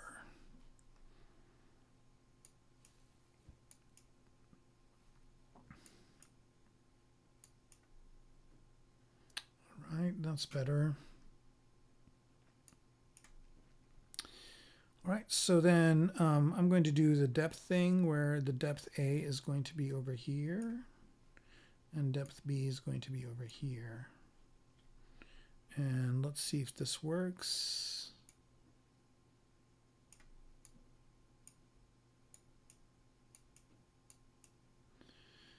I mean, this is easy enough to do in Photoshop, but I'm trying to do it in here. Well, I'm going to do a different kind of render. Let's do a top angle render, like something like this maybe.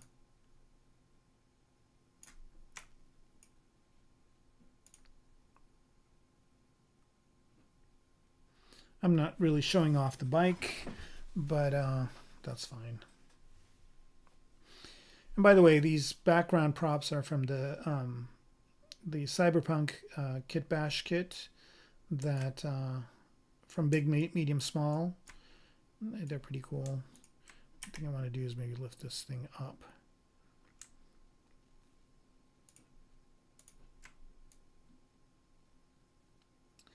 To about here. And let's do the same. Just want to make sure.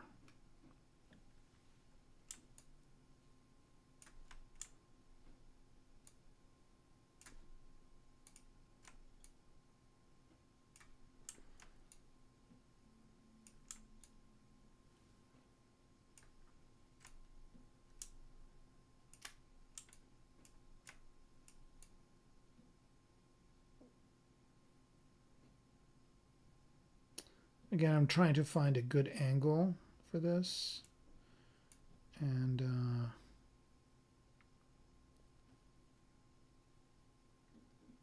I think this is a good angle.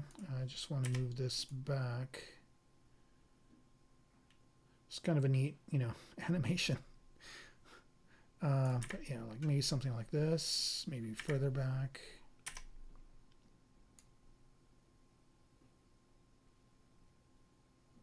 Further forward. I don't know what's going on. Okay, here we go. Let's try it one more time.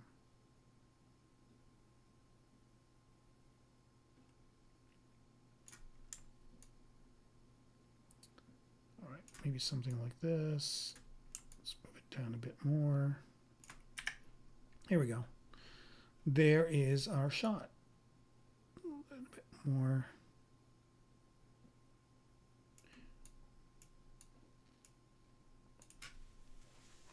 Let's see what that render looks like.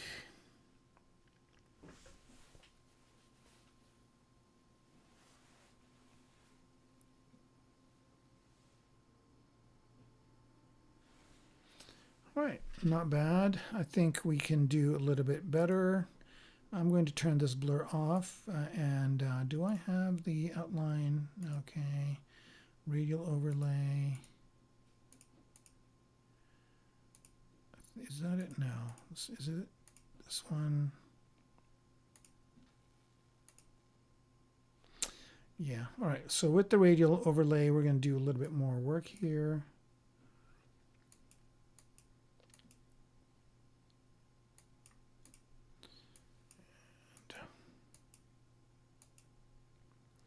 Move the position up, down.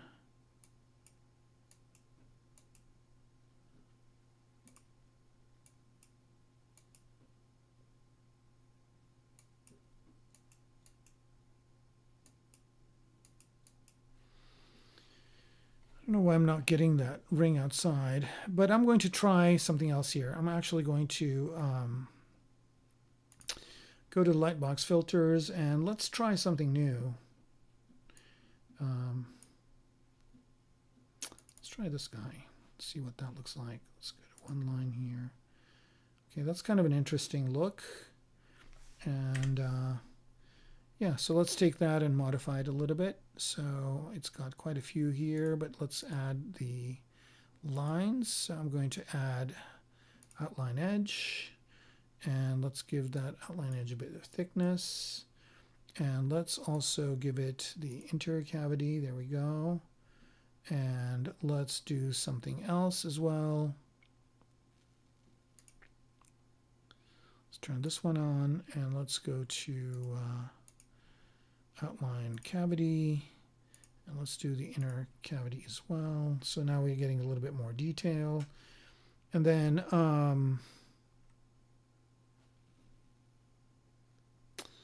last but not least, I'm going to do that overlay because that really gives me a nice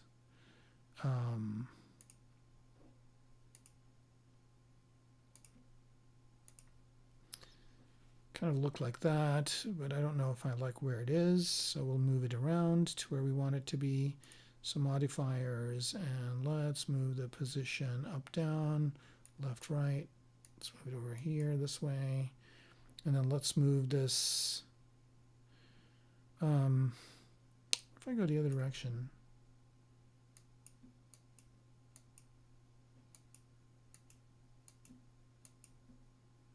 it's kind of neat right there.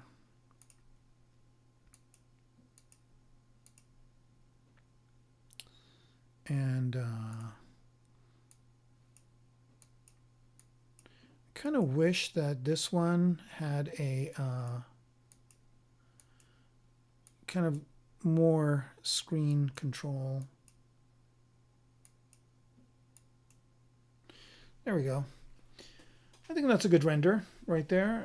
So we'll go ahead and pick that as one angle, and then I'll do one more render, and then we'll call it a night.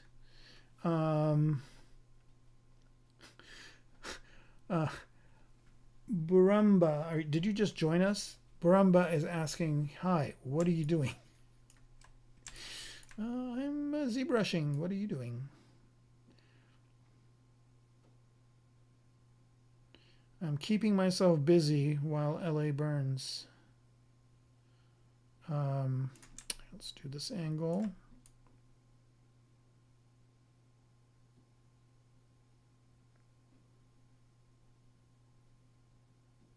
Again, it's, by the way, to find a good angle, if you don't have a space mouse, a way you can kind of maybe do a little bit of it is to use these kind of rotations. And these, I think, are under transform, if I'm not sure. Transform, no, they're not on transform. Are they under document or draw? Actually, I can find out if I hover over them and hold control. They're under, yeah, they are under transform. So under transform, you go to axis rotation. Nope. Where are they? Oh, here they are, right here. So you can choose to just rotate on one axis. So right now, when you move the mouse, it rotates on all three. And if you want to be more precise, so let's say you just want to rotate around the y-axis. I mean, this makes it easier for you to just kind of stay and just be able to rotate on the y-axis. So here, if you want to do something like this and just rotate around the y-axis, you can. And then go back to this, rotate it up a bit. And I'm just trying to find another interesting angle here. And let's do a render this way.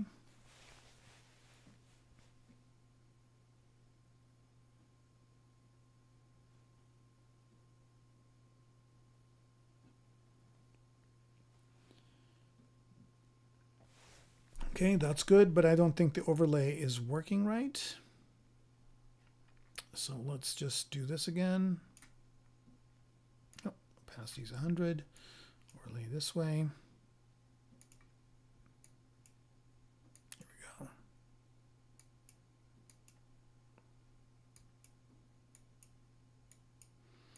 It's kind of cool to get like some sort of a, here we go, there. And the radius and left, right. Let's move it over this way a bit.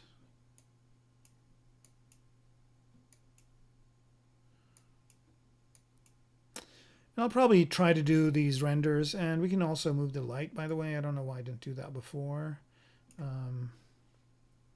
Do a re-render. A lot of times, I mean, I'll try to do these renders in Redshift and in Keyshot as well. But right now I'm just kind of, just doing some compositional renders, just kind of, if I was doing this real time, I would probably want to be showing kind of what I'm doing to an improving body. So let's do it this way, and let's have the light come in from over down low. See what that gives us. Yeah, so, if I kind of wanted to show progress or show what I'm working on, this would be kind of, quick renders that I could do in ZBrush that don't take that long and give me some compositional ideas. Here we go. That looks good. I just need to play with the overlay again, just because I changed some things, but not a problem. Let's just max this out, modifier. Let's move it this way.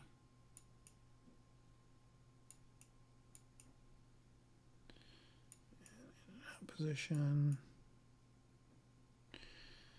There we go. I mean, the only thing that I would add with Photoshop, and it's really easy to do, is just some streaks, just to kind of show motion. I don't know if there is a way to do it in ZBrush. There probably is. I mean, I'm going to look at these filters, see if there's one that could do it. Reset filter. Now let's turn it on. Filter. Okay, is there like a... There was one that kind of did lines. Which one was it?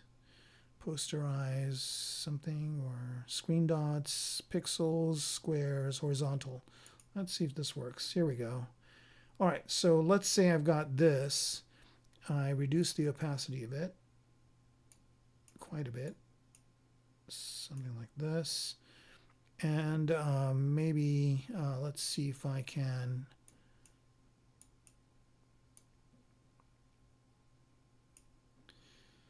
I'm going to see if there's a way I can blur.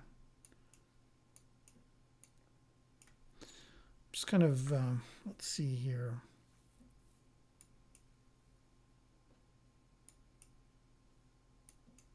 I think this is just, an idea I had. I don't know if it can be done, but I'll try it.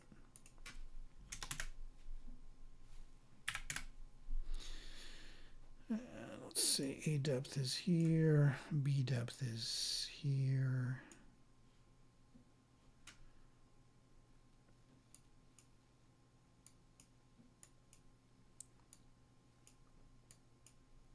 I should get more familiar with some of these sliders. I think, every time I do, I'm like, okay, I know what I'm doing now. But then after a while, I forget. All right, I don't know if this is kind of going to be possible.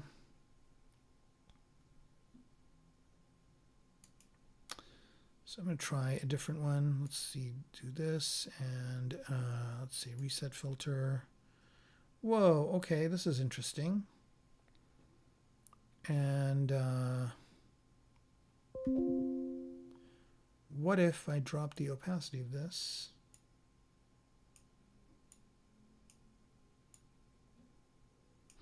So it's kind of an interesting look right here. Like, it would be cool to just take this out into Photoshop and use it somehow as a layer, but I don't know if opacity is going to do it horizontal. Okay, let's make these less, something like that.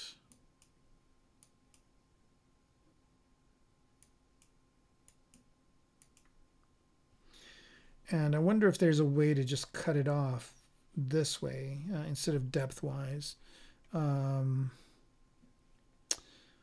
Modifiers, use constant size, outer transparent, nope, inner transparent, nope, match color intensity.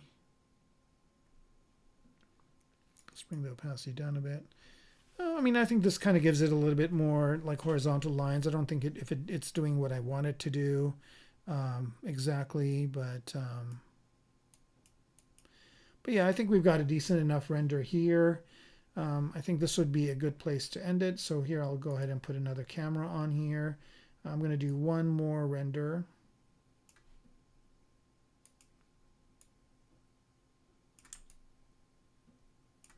It's going to be a close-up of the motorcycle.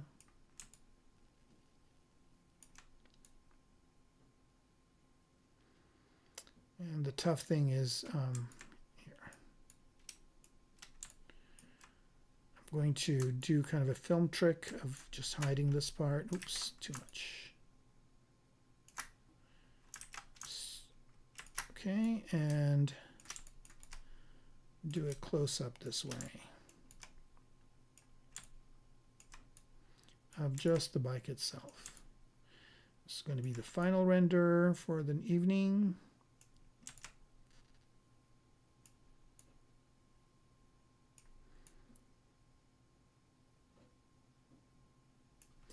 And just to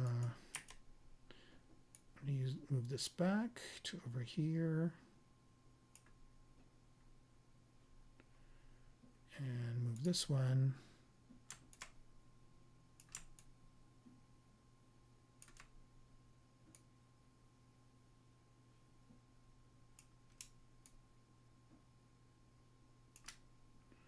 to over here. Get a tighter shot on the motorcycle.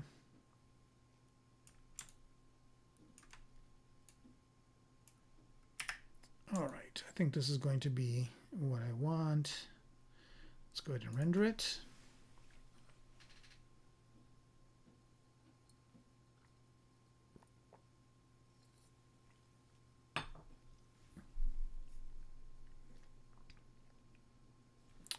All right, that's good. I'm actually going to choose a different filter. I'm going to start with this one at the end.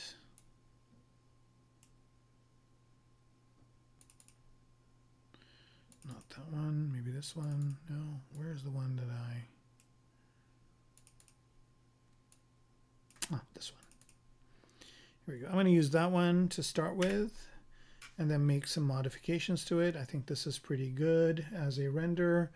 Now I'm just going to add to this. So the first thing I'm going to add is a outline cavity. And I'm going to add an outline edge.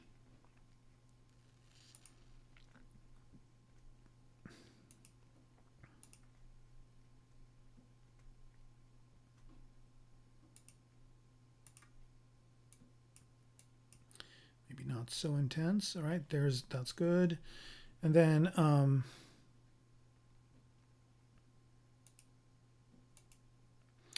radial overlay, I'm going to copy and paste over here as the last one.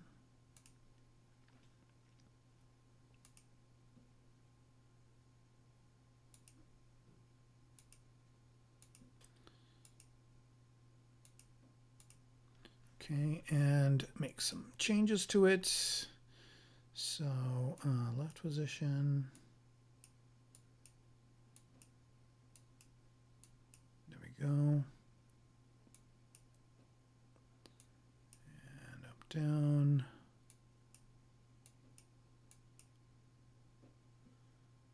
Yep, that's good. A little bit of bigger radius. Less of a fall off. Okay, and do I have noise here? I actually want to add some surface noise as well, so I'll add that over here, noise, but I don't want it everywhere, so I just want it in the background. So I'm going to actually put a depth point here and another depth point back here.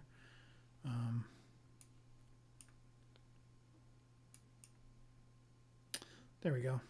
So I've got a little bit of noise in the back, and I don't really want it to be that. I want more noise, maybe less, and then less opaque. There we go. And that just kind of adds a little bit of interest in the back. All right, so here we go. I've got this render, and this is kind of the render I'm going to leave it with. So that's it, folks. Thanks for being on and watching this, and again, it's always great to have people on live. I know a lot of people watch this after the fact on YouTube and on Twitch, but having people live is great. That kind of makes it a little bit more interactive. I'd like a little bit more questions or dialogue, but that's fine too if there isn't. That allows me to focus more on what I'm doing. So again, thank you very much for joining from wherever you are. Stay safe if you're in LA and anywhere else. Good day, good evening, good midday, whatever day of time it is. And thanks for watching.